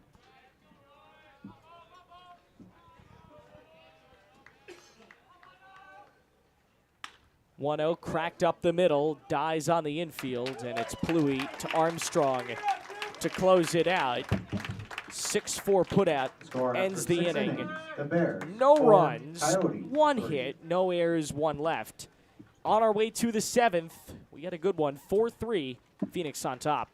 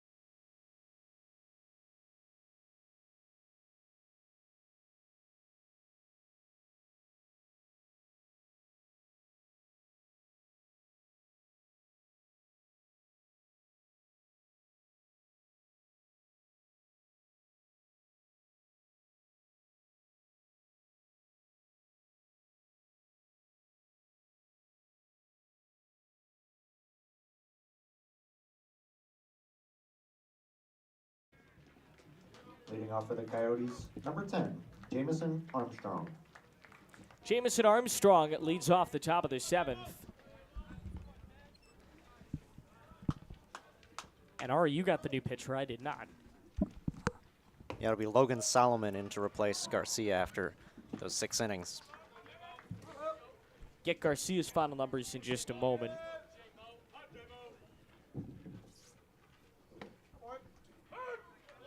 Called strike count 1-1.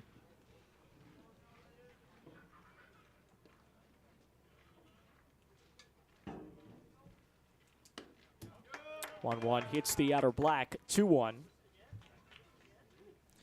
Garcia goes 6 innings, 3 runs. They were all earned. By my count, 12 hits. He struck out 4. He is in line for the win. Sails low, full count to Solomon. I beg your pardon, to Armstrong. With Solomon on the mound. Armstrong is 0 for 3 today. Now he's walked. First trip on base for the second baseman. Now batting, number 13, Dante Turgeon. And now it's Dante Turgeon. Started his day off 2 for 2 with a couple of singles and then grounded out back in the 5th. For Solomon, that's about the last thing you want to do. Coming in relief is give up a leadoff walk and tying run on base. Go ahead, run at the plate, but still a chance to hunker down and try to get out of this inning with that runner on, strand that runner, and get through 7. Count 1-0. So Garcia only faces 2 batters 4 times. Everybody else thrice. Inside, jackknifes out of the way, 2-0.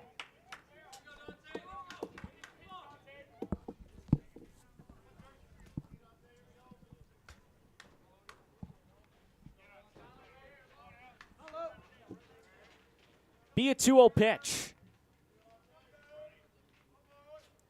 Waits, runner goes. Called strike, and it pops out of Fiddler's glove, so he has no prayer to throw it down.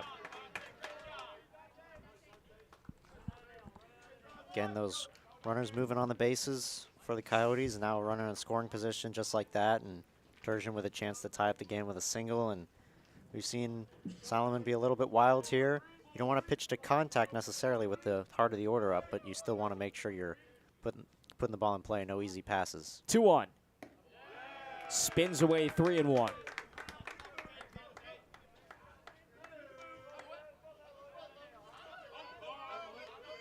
Three balls and one strike. Runner leads off second. That's Armstrong.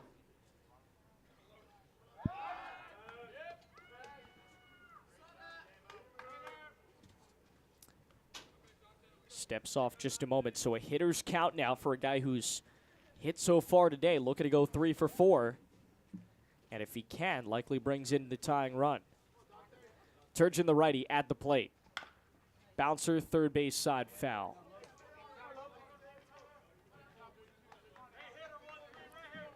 Suddenly, Solomon's battled into a full count. Strike away from getting himself out of this. This is a big pitch, could be a big turning point in this game if he can get out one of their best hitters with Turgeon, or if he's going to walk him or let him get on base. 3-2. Threw it away and allows the runner to advance to third. Go-ahead run on base, tying run to third. I say that's a wild pitch. Now batting number 40, Tate Lewis. Not the way that Solomon wanted to start this inning, and there will be a mound visit. Walks Armstrong, allows him to advance on a stolen base, and then walks Turgeon while throwing a wild pitch that allows Armstrong to take third. So runners on the corners, nobody out. They're going to keep him in this game. They're going to give Solomon a chance to work himself out of this. We mentioned earlier, I didn't get to finish the thought, but this is a very important game. This is a conference game, as was last night. These losses mean a lot more than the GCU win. And for Solomon, I think the mindset here just has to be try to limit the damage. You can't force yourself to try to make the perfect pitch and get out of this inning with no runs, even though that would be ideal. You got to try to limit the damage, maybe get a double play, maybe a fly ball. Try to get an out here. You cannot allow them to keep piling on base runners. Ball and no strikes to Tate Lewis. Tate ground out and then two hits. Not a guy you want up right now. His last two at-bats, he's gotten on base by hitting. Hits a hard foul ball, 1-1. Desperately needed strike. Go down in that last at-bat, 3-1. Good to be even in the count this early.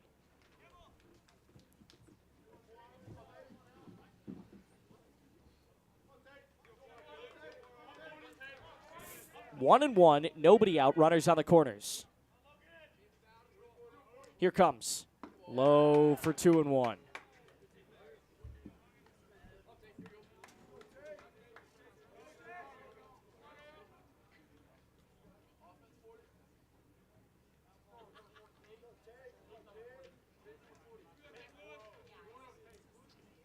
Swings and misses, 2-2. Wouldn't this be a big out if you can get it? I think you're right. He would probably take a double play at this point. Yes, the run would score, but clean things up a little bit. 2-2, nobody out, runners on the corners. Solomon brings it, hard foul down the right field line.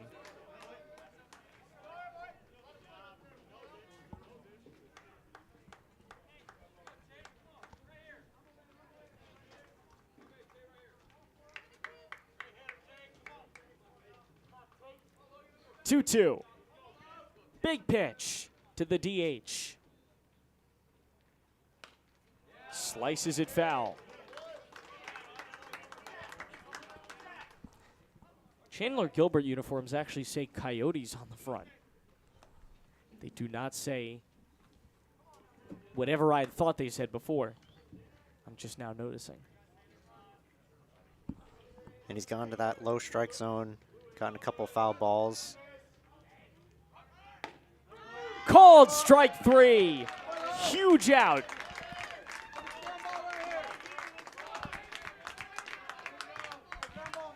Lewis is set down for just the second time in 4 at-bats today. Number 16, Ryder Hancock. And now Ryder Hancock will try to be the one to tie this game up. He started his day with a single and then grounded out and flew out, so he has not had a ton of success. Stands from his left side. Curveball, outer third, strike, 0-1. Well, that strikeout just gives a whole new level of confidence for Stalemate. I can already tell on the mound. Already attacking the next hitter in the order, and again, still the double play opportunity, but keep pounding that strike zone if you're Stalemate and try to get him to put the ball in play here. Strike called. They throw down to second. Very delayed throw. Well, that was important. It takes away the double play. Yeah, it looked like a little bit of a delayed steal. Count is still 0-2, but A little bit of a delayed steal, but Fiddler, I don't think, was anticipating that at all. And by the time he looked up, he was already basically at second base, was Turgeon. So now 0-2. He already got 1 strikeout in the inning. He's got the strikeout stuff. This is the time to throw your best pitch of the day right now.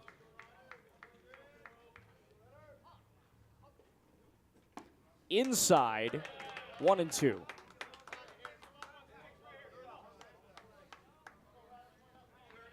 You don't want to get too comfortable in the count. You are ahead 1-2, so you can afford to throw some pitches just outside the corner, try to get a chase, but you don't want to get too cute because a walk here loads the bases, so still got to be smart. Ground ball, left side, through, tie game. Hancock sneaks it past Swarbrick, base hit, and this game is all tied at 4.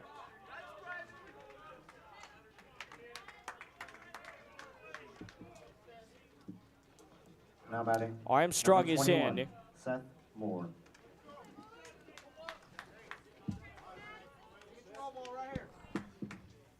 That looked like a good pitch to me from Stalemate to start it on the outside and have it try to tail into the zone, but just a better piece of hitting to poke that through the 5-6 hole down at third base and bring home that run. Runner goes, pitch inside, throw down is not in time, and they hold Turgeon at third. Turgeon really thought about going home, but he holds up.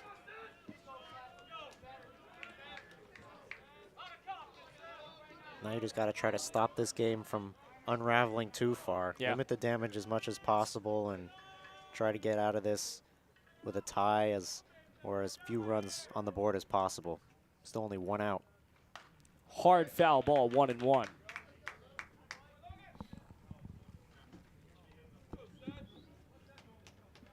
So,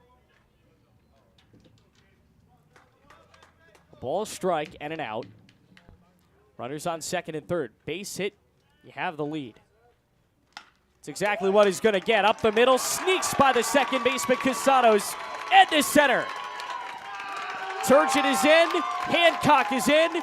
Brand new ball game with Chandler-Gilbert in front 6-4.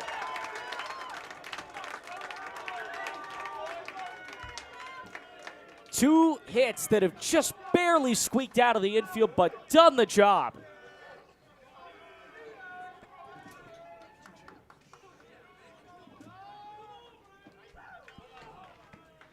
Yeah, well, not the day that Stalemate envisioned. Comes into the game up a run, just unable to get those outs, and now we'll leave the game with runner on. Solomon's day is over. Get you the new pitcher in just a moment. 6-4 Chandler-Gilbert lead on the Phoenix College Baseball Network.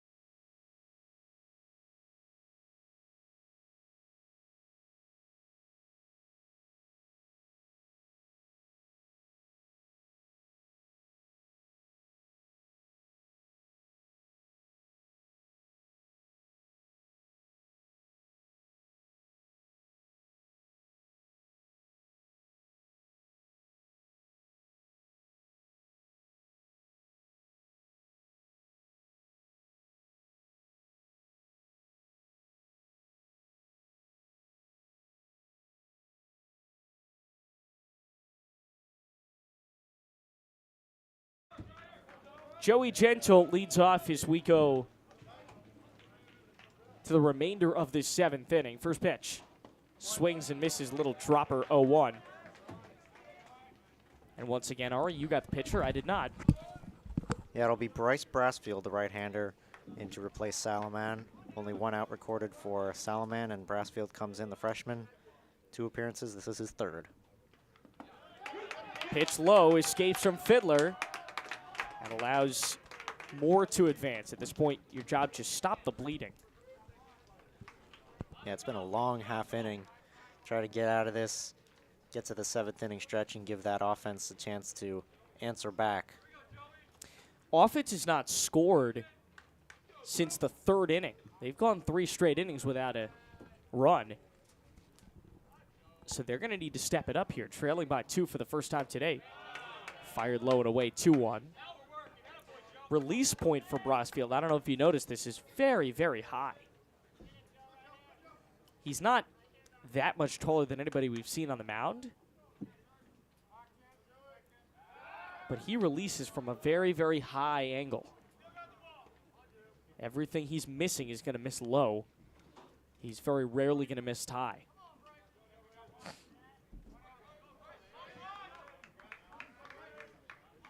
(6-4) Chandler-Gilbert lead, their first lead of the day. Gentle at the plate, 1 for 3. Squares to bunt, lays it down foul. Count is going to go 2-2.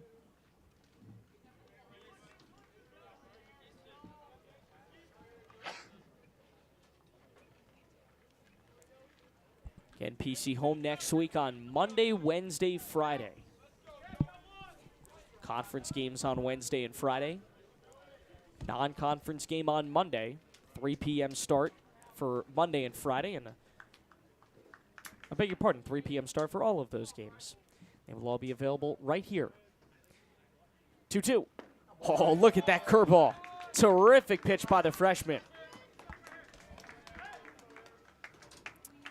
Both outs this inning have come via the strikeout. Now Eric Anderson trying to extend the inning.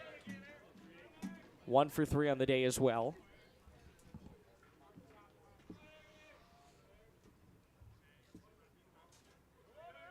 PC is 5-1 at home.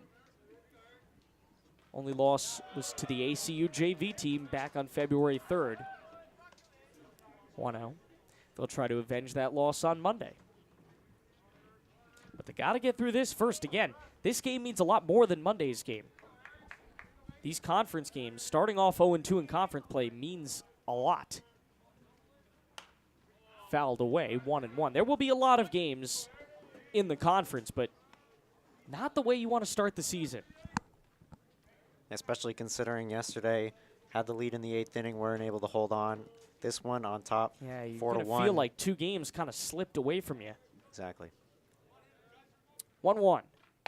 High and away, 2-1. 2 balls and a strike. Chandler-Gilbert on a roll here offensively. They brought in 3 runs on just 2 hits. The runner's still out there. Lefty hitter Anderson awaiting the 2-1. Squares to bunt, pulls it back. He got it back in time. Count now 3-1. So now he's in a hitter's count. He's in a great position to either get on base or bring home Maury, maybe even both.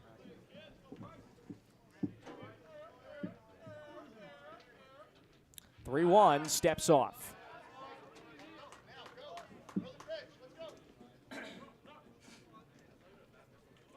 Hear it from the PC dugout. Throw the pitch. They want to get back in the dugout, and they do. Count is 3-2.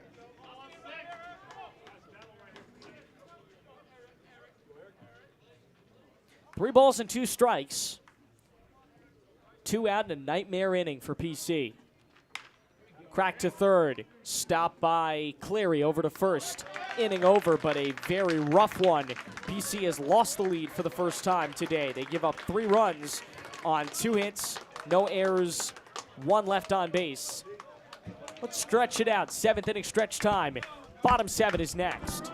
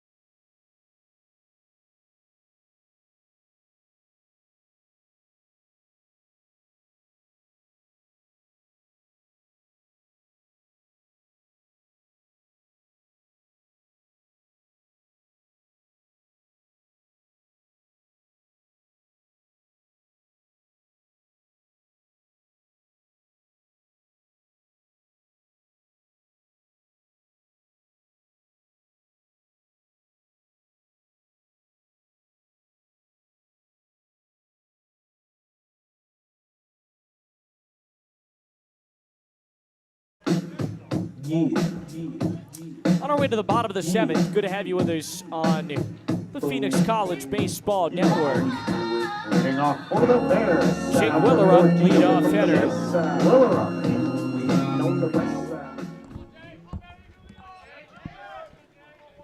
For the first time today, PC comes up trailing. Down 6-4 against a new pitcher, Jonah Johnson. First delivery, curveball, in for a strike, 0-1. Johnson, big and lanky. Loves that curveball. Final line on Bewley goes 2 innings, 2 hits, no runs, and 2 strikeouts. Great line for him. Had a great 2 innings in relief, cut and a miss. Count is 0-2, and wouldn't you know it, Buell is in line for a win if they can hold on. Pitched phenomenally, and I think if that top of the 7th was a little shorter and he didn't have to wait in the dugout so long, he might have come out for the bottom of the 7th, but for a 30-minute half inning, you're not going to make him wait all that time. Tapped foul down the line at third. Now Johnson, maybe a 9-out save, let's see.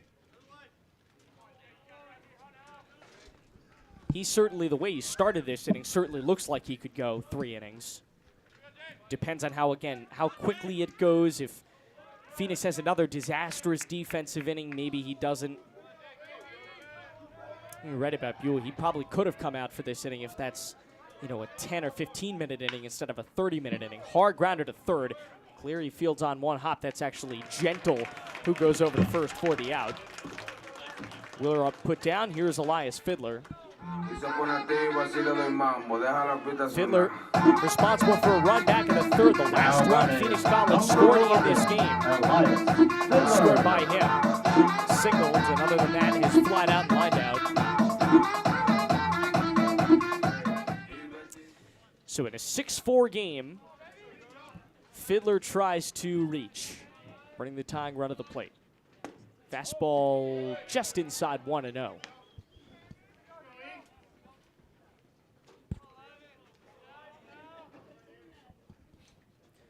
Middle infield is back. Pluie, Armstrong both on the lip of the grass, called strike 1-1. Even the first and third baseman, Gentle and Turgeon respectively, are back of the bag by a considerable distance. Outfield giving him some space too. Swing and a miss. That curveball has just been atrocious, and on, 3 different pitchers. Yeah, each one of them's got that curveball. It's not just one. Yeah, it's not just one that you knock out of the game and then start to hit. All 3 pitchers have brought the curve. He barely makes contact there. Count stays 1-2. Sometimes with a relief pitcher comes in, they get slow down the game a little bit, slow down their delivery. Not Johnson. He comes in throwing strikes, quick delivery. He just pitch after pitch, trying to retire these Bears in order. 1-2. Hard ground ball to second. Picked up Armstrong and rushes over to first for the out. Fiddler down. Billings trying to keep this inning alive. Down to your final 7 outs here. You can't afford to waste much. Now batting number 9, Billings.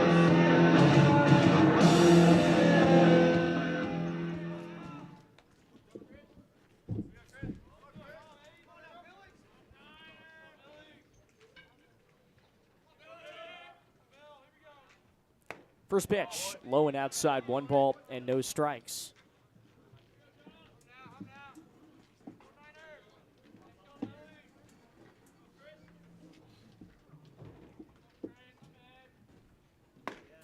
A low strike, 1-1.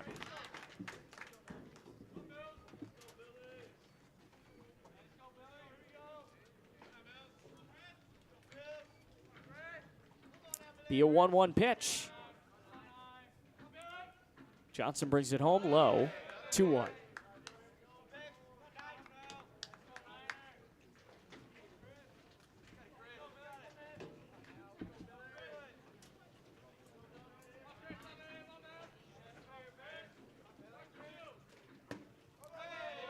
Low again, 3-1.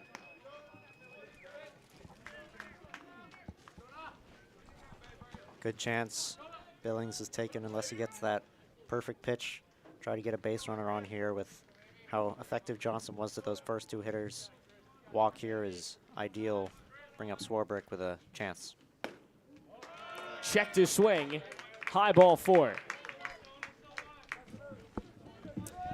So that will put Billings on base. To a base runner for PC, see if they can do anything with it.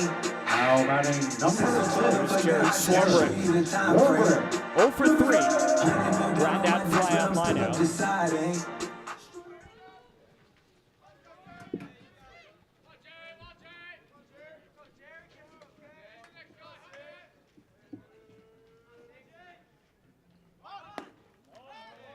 Squared to bunt. Check down to first, not in time.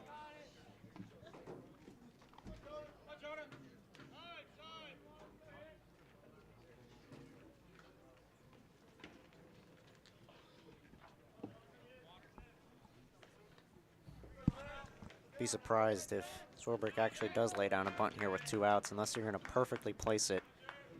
I don't think you want to bunt out to end this inning.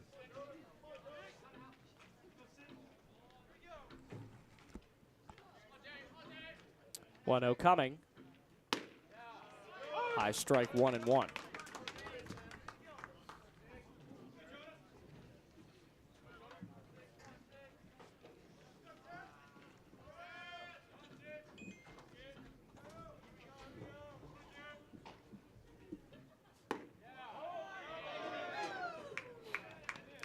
Now 2-1.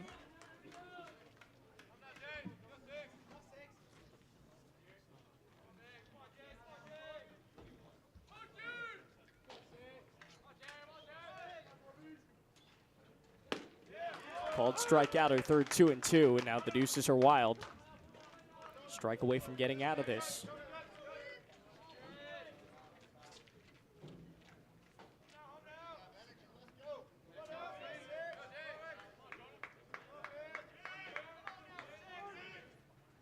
Cut and a miss. High fastball does him in, and PC down to their final 6 offensive outs. No runs, no hits, no errors, and a runner left. Coyotes 6, the Bears We go 4. to the 8th inning here on the PC Game Day Network.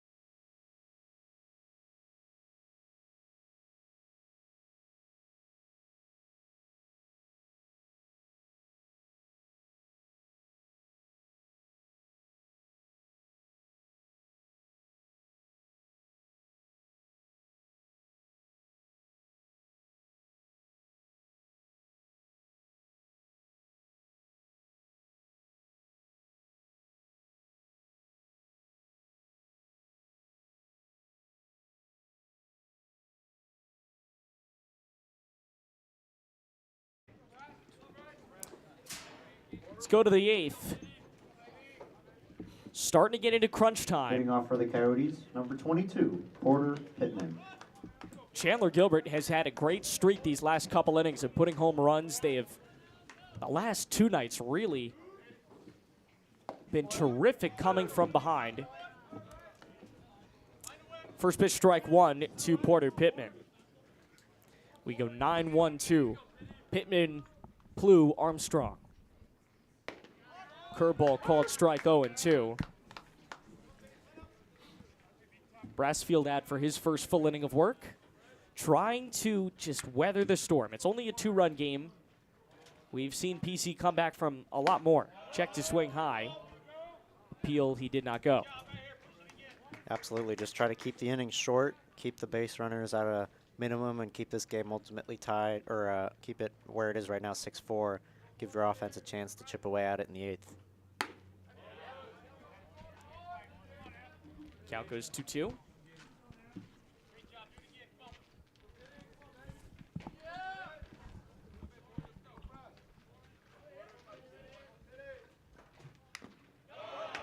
Fouls it off, stays alive in the count.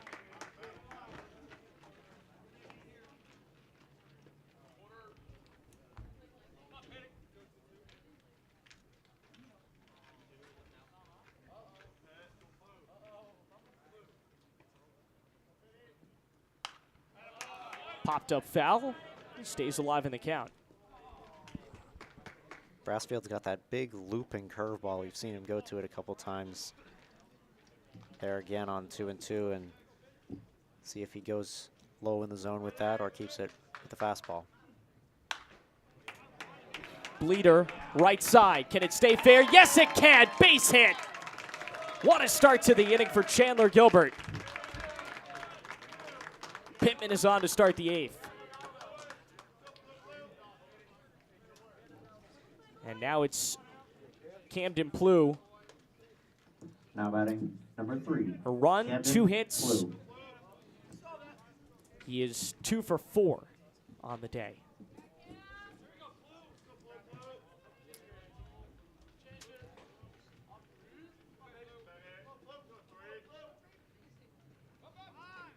Squares to bunt, lays it down. Garcia off the mound, Fields fires and gets the out, but it does do its job at advanced Pittman.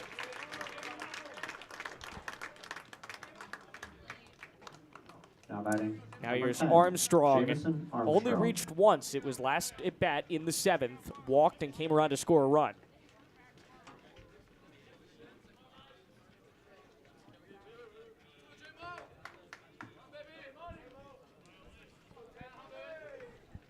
We've seen the Coyotes play a little bit of small ball with some sack hits and some bunts, trying to move those runners in scoring position and with speed as well. Fly to right. 2 down. They will get a delayed tag from Pittman, advances him to 3rd. There is a sizable Chandler-Gilbert crowd that has been vocal here today. Now batting number 13, Dante Turgeon. Here's Dante Turgeon. He's been on base 3 out of 4 at bats. Great day for him, 2 singles and a walk.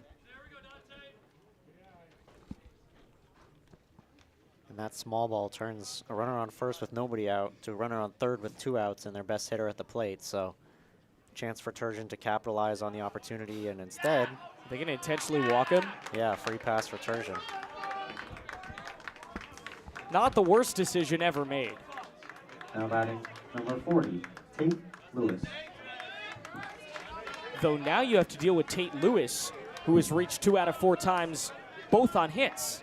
So, you know, you struck him out the last time, but, I mean, he's been a tough guy to put out. He's put the ball in play 3 out of 4 at bats. It's kind of the lesser of 2 evils, I guess, in their mind. First pitch sinks low, 1-0. Sometimes when a player gets walked intentionally in front of you, we see a lot of times that player then makes them pay for it, thinking, you know, you're going to walk that guy, you want to face me instead, and then all of a sudden they get a big hit. So we'll see if that happens for Lewis or if Brassfield can come up with a big out. Called strike 1-1.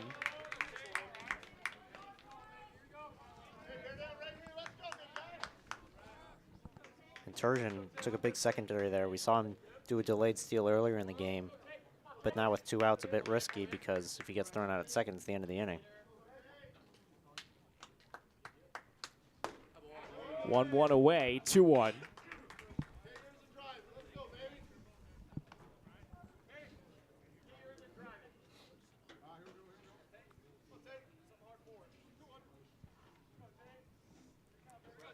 Two balls and 1 strike. Chop foul.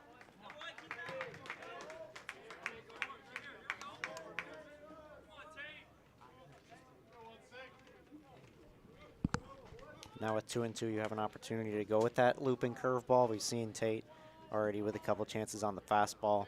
You could go with the fastball up, or you could keep it low and away with the curveball. Escapes. And there's the 7th run.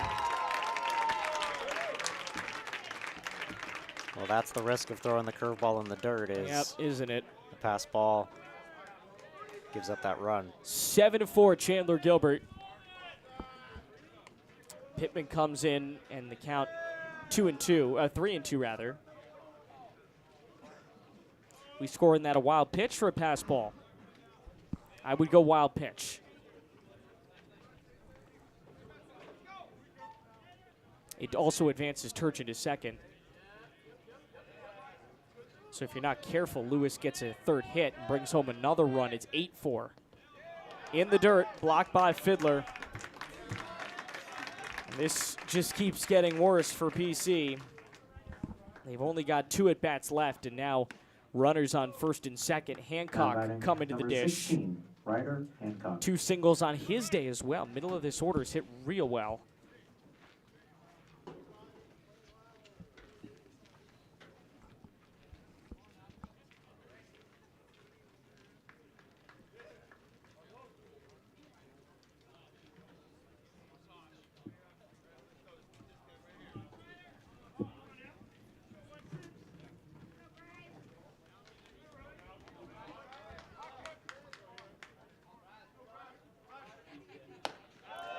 High 1-0.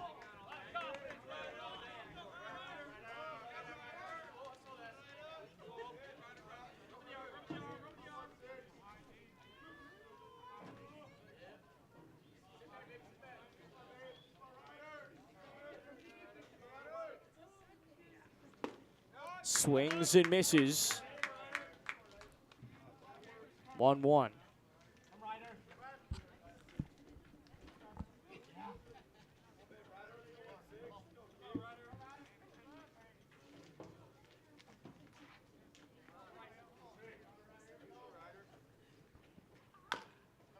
Pop foul, or chop foul, I guess.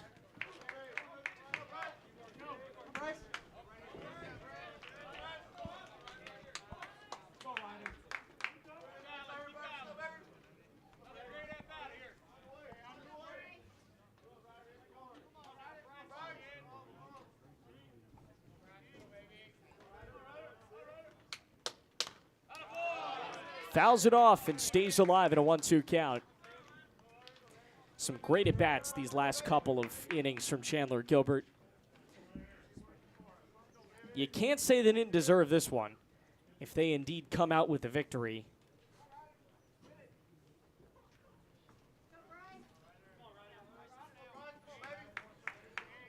It will be very well earned. And that's one of those things that you build on as the season goes along. For both of these teams, for Phoenix College, you got to close down these games when you have the opportunity and you're ahead early on. And for Chandler-Gilbert, you've already known now that you can come back and at least make these a fight if they don't end up winning this game. At least come back and take the lead. So things to build on as the season goes along. Fouls it back, stays in a 2-2 count.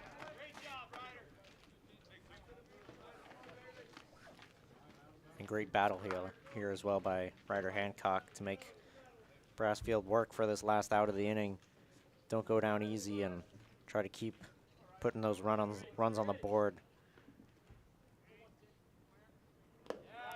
Drops away, 3-2.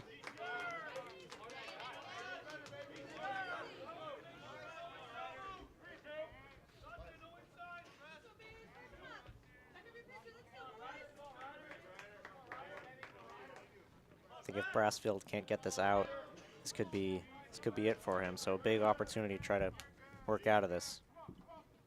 Runner goes, and the pitch is high. The bases are loaded. First time either team has loaded the bases today. It is Chandler-Gilbert in the 8th, and this game is just slipping right out of the hands of PC. Now batting number 21, Seth Moore.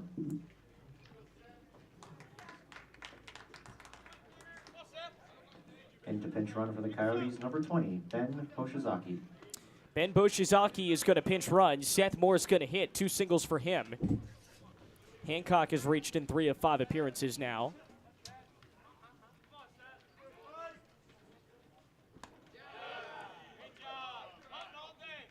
First pitch, 1-0.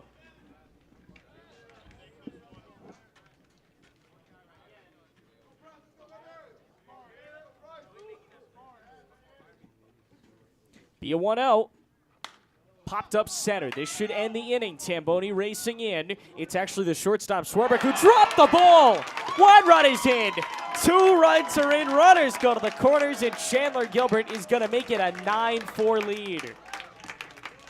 Boy, did this game just get blown open. Yeah, that that's kind of, brutal. you saw that coming from a mile away. Swerberg was trying to fight off this sun. Nothing he could do about it. Had it in his glove, and it popped right out. E6 for those scoring at home. And for Brassfield, you got just what you wanted. Got the weak contact with 2 outs, chance to get out of the inning, and defense let you down there a little bit. So it's going to be it for Brassfield.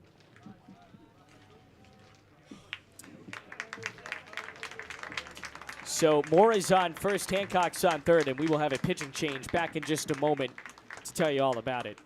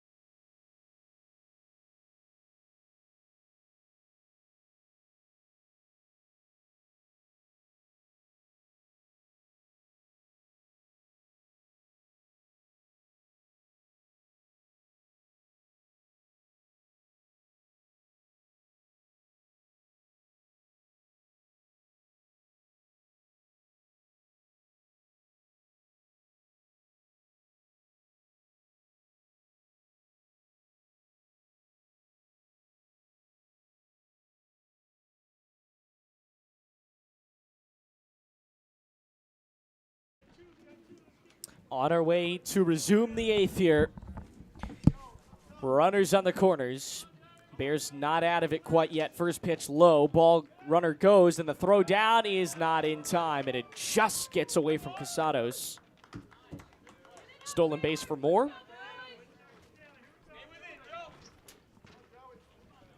This is Joey Gentle. Couple of ground outs, strikeout, and a single.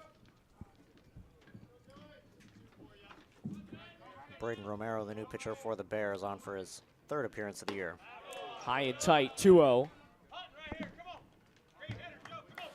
At this point, the loss is going to Brassfield, if I'm not wrong.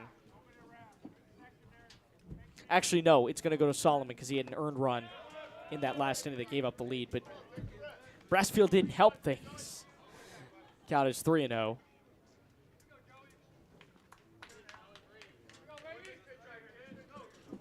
PC still 6 defensive outs to play with, but you feel like this thing is almost done. Called strike 3 and 1.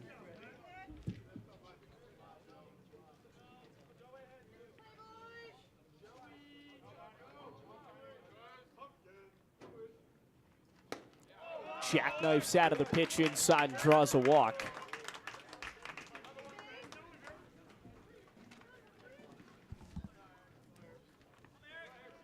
Now batting, number 38, Eric Anderson.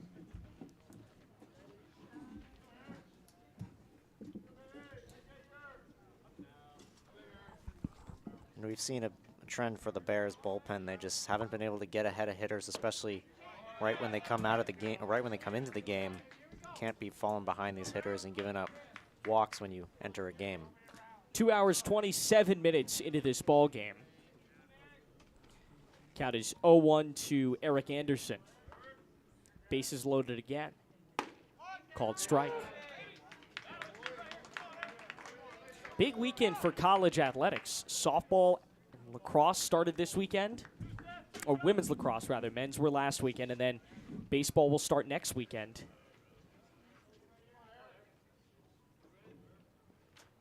Hard line drive, base hit right field. Hancock is in, Moore holds, bases remain loaded. Now they throw it away. He's coming home and he scores. Anderson brings in 2 on a base hit. Now batting number 22, Porter Pittman.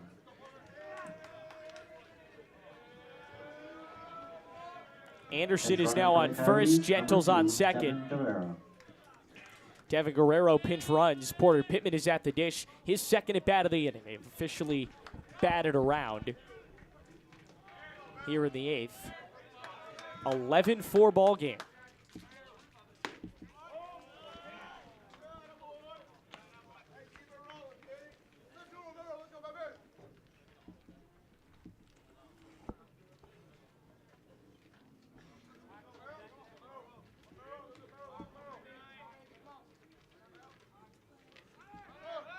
Runner goes, pitch is low, throw down, and he stole third. How about that? Gentle has some wheels.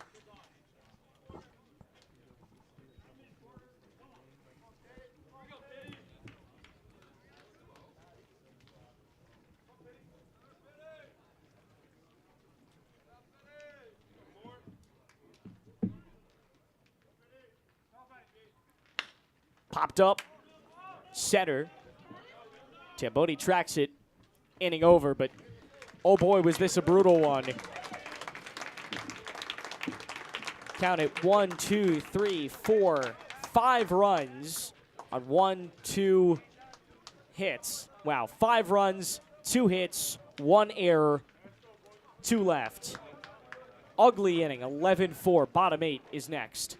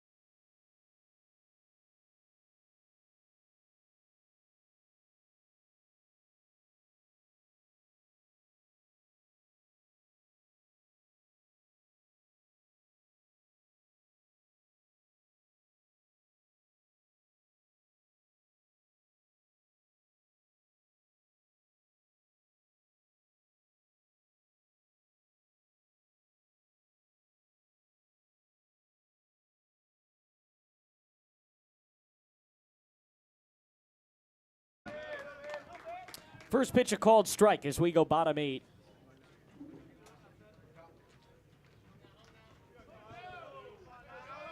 11-4 lead for Chandler-Gilbert. High bouncer third, fielded by Gentle. Over to first, beats him by a step. Pisato's down for the third time today. Pinch hitting for Silas Carey, number 3, Isaac Lizarraga. And Isaac Lizarraga is going to get a bad pitch hitting for Silas Larry. Larry ends his game with a single, error, and a strikeout.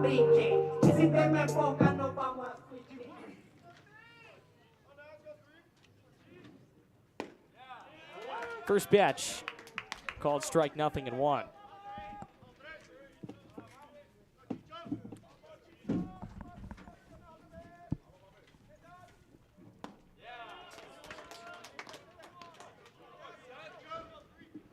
Count is 0-2 now.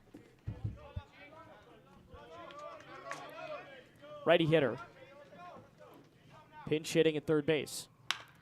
Our ground ball to short. Pluie waits, fields, fires in time for the out. 6-3 and 5-3 putouts to start the inning. And here's Casey Wayne to try and jumpstart this offense, trailing by 7. Now batting number 27, Casey Wayne.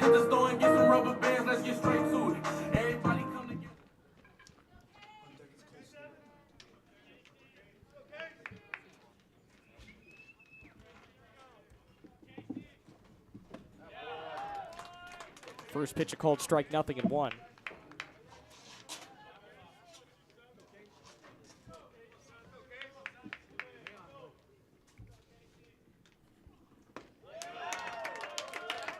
Oh, and 2 now.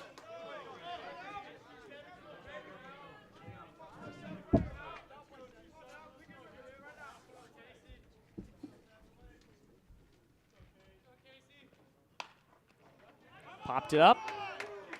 Turgeon wants it. Easy 1-2-3 inning, and well, you can kind of see the writing on the wall already. For PC, it's an F3 to end the inning. 1-2-3 goes Phoenix. 9th inning is next.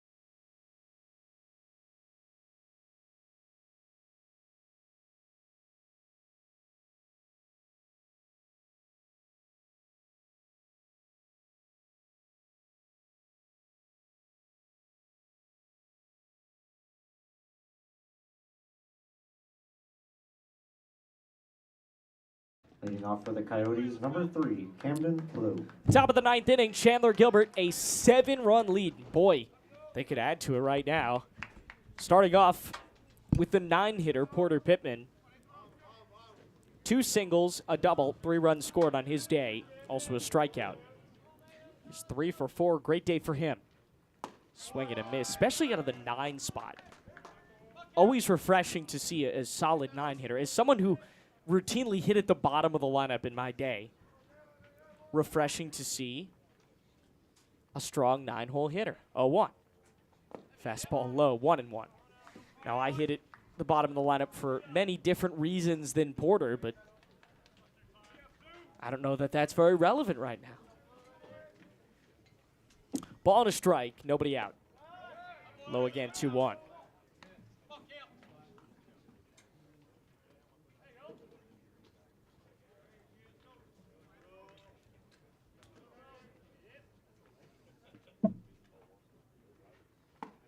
Cut and a miss, 2-2.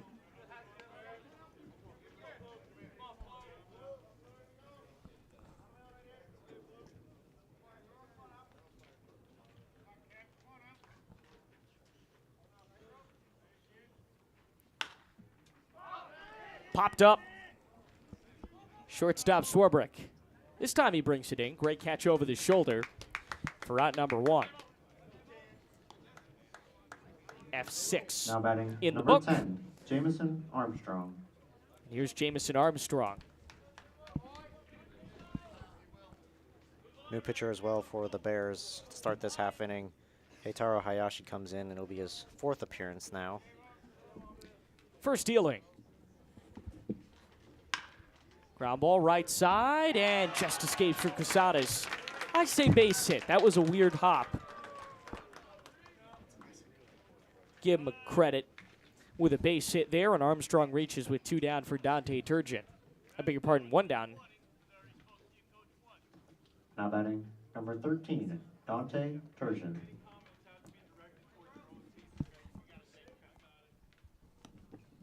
Looks like there may have been a warning from the umpires to the Chandler-Gilbert dugout. Second game of back-to-back. Almost certainly the second victory. Definitely perhaps some trash talk going on that the umpires are trying to keep under control. Called strikeout or third, 0-1.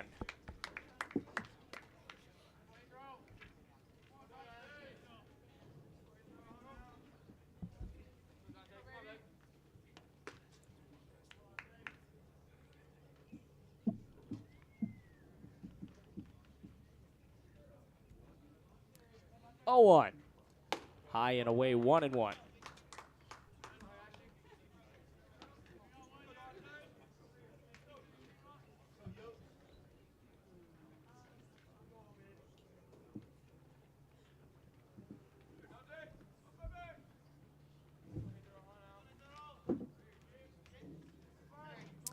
Runner goes out of 1-1. It's fouled away, 1-2.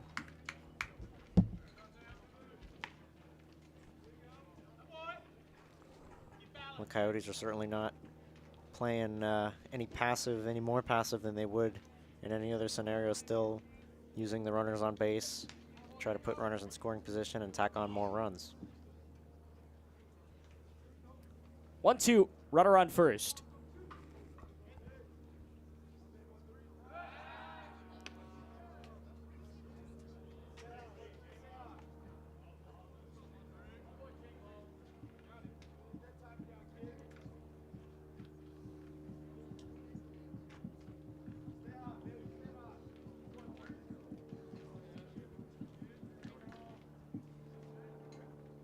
Runner goes, popped up, left center. Caught. The second out. F8.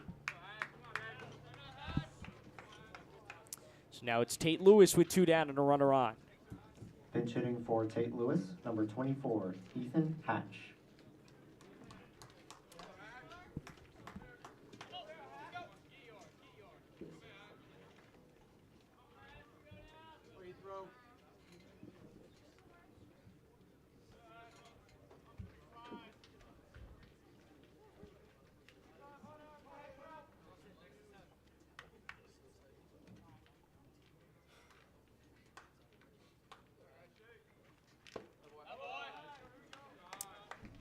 One ball and no strikes. Righty hitting DH.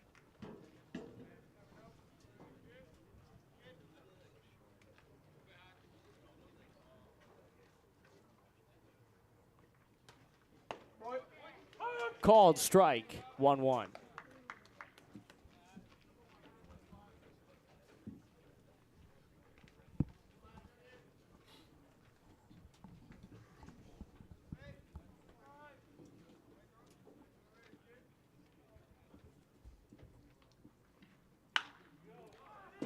Fly ball, shallow left. Drops in on the left fielder Moore. Base hit. I beg your pardon, drops in on Wayne. So Lewis is on. Here's Ryder Hancock. Now batting number 16. 2 on. Ryder Hancock. You want this inning to end more than anything right now. You just 7-run game. Everybody wants to go home. You want to get back to the dugout, and that does not help. Yeah, just hasn't been the night that the pitching staff was hoping for. That looked like a playable ball in left field, and just not the best jump by Wayne. He started in deep, which is always the first thing you want to do as an outfielder, but was unable to read that ball was well far in, so ended up dropping in front of him instead. 1-0, 2 on. 2 out in the inning. 7-run lead for Chandler-Gilbert. High, 2-0.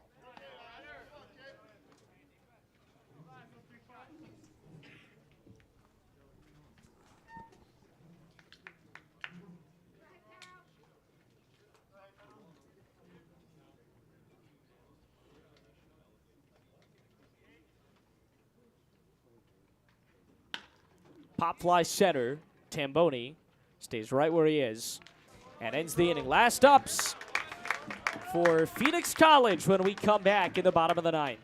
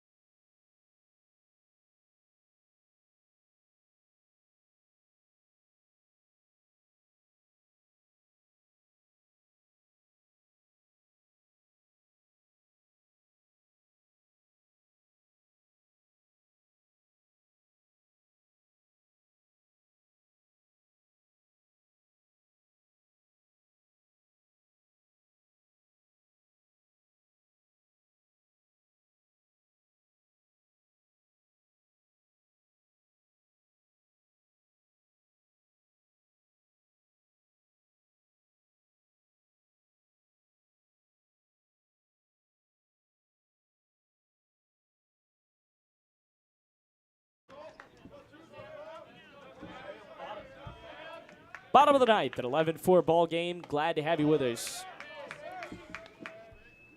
First pitch is a called strike. Fun day of baseball, at least, and it was a close game for a while. This was not the blowout that the score may lead you to believe it was. And plucked him. So, Cade Bemis, the guy you want leading off, leads off with a hit by pitch.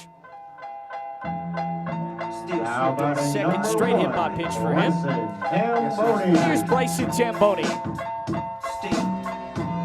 Still doing this, Andre? Oh, for sure. Yeah. Check me out. It's still Trey Day. Bryson, center fielder, has just 1 hit today, came in the first inning.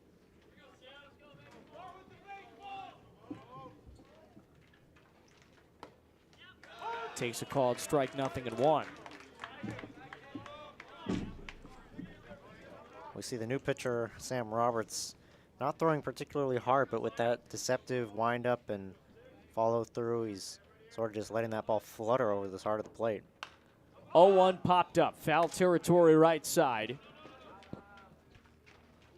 And it lands foul.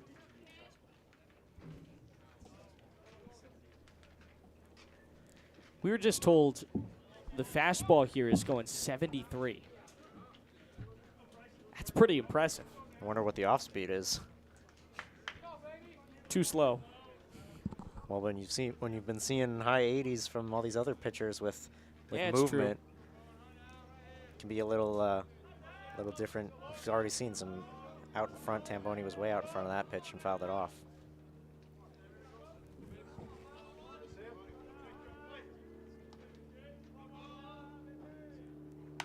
Popped up. Foul territory opposite end. Gentle. Can't bring it in, and he tried, boy. The netting took that ball away from him.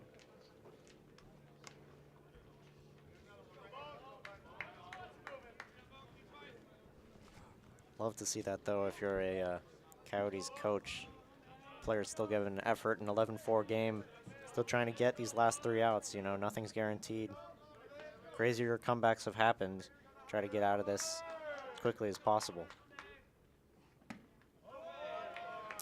1-2 the count.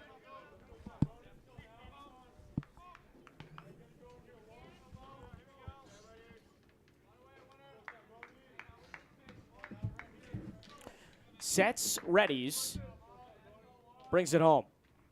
Checked his swing, it's high and away, 2-2.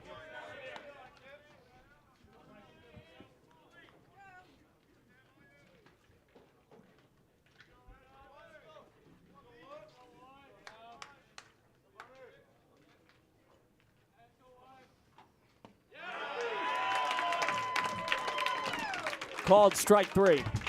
And that's the first out of the inning. I'll bring up Jake Willer up. Now batting number 14, Jake Willer up.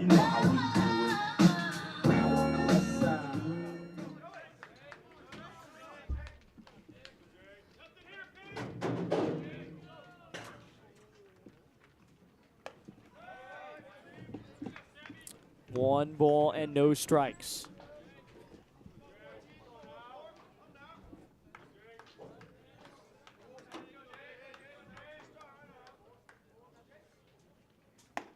Cut and a miss, 2-0. I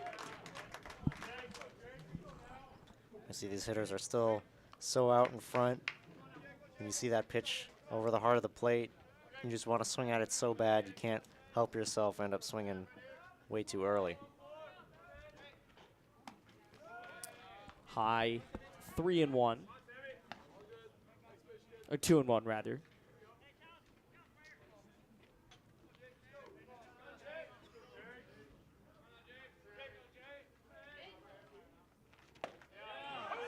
Called strike, it's 2-2. And that's the pitch that Tamboni was rung up on, and you see Willerup gives a look to the home plate umpire, certainly disagreeing with that call, as it just clips the inside corner. Up the middle, Little Dyer goes to second, one, over to first, ball game over. PC is taken out thanks to a very late comeback. Your final score, Phoenix College Bears 4. And that will be it. Chandler-Gilbert Coyotes 11. 11-4 the final. Parting thoughts, Ari. Well, certainly not the way you wanted this game to go if you're a Bears fan, but you've seen over these last 2 games signs that this team can be successful. They started out in these first 3 innings on top 4-1. They played 8 great innings yesterday, and you just hope that that offense can continue its success that it had early in this one and try to keep things going as they get into conference play and tougher opponents as the season goes along. 11 runs on 14 hits, 1 error for Chandler-Gilbert, with 4 runs on 10 hits, 2 errors for Phoenix College.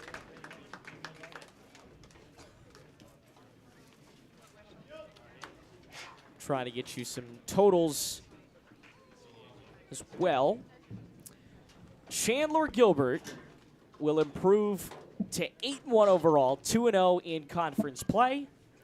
And PC drops to 5-4 overall, 0-2 in conference play. Our next Phoenix College broadcast comes your way on Monday. The ACU JV team is in town. Jaden Taylor is back. We'll have that call for you at 3 p.m. We'll also have some softball for you throughout the week. For Ari Wolf, I'm Aiden Blanc saying so long from Marich Field. Final score, Chandler-Gilbert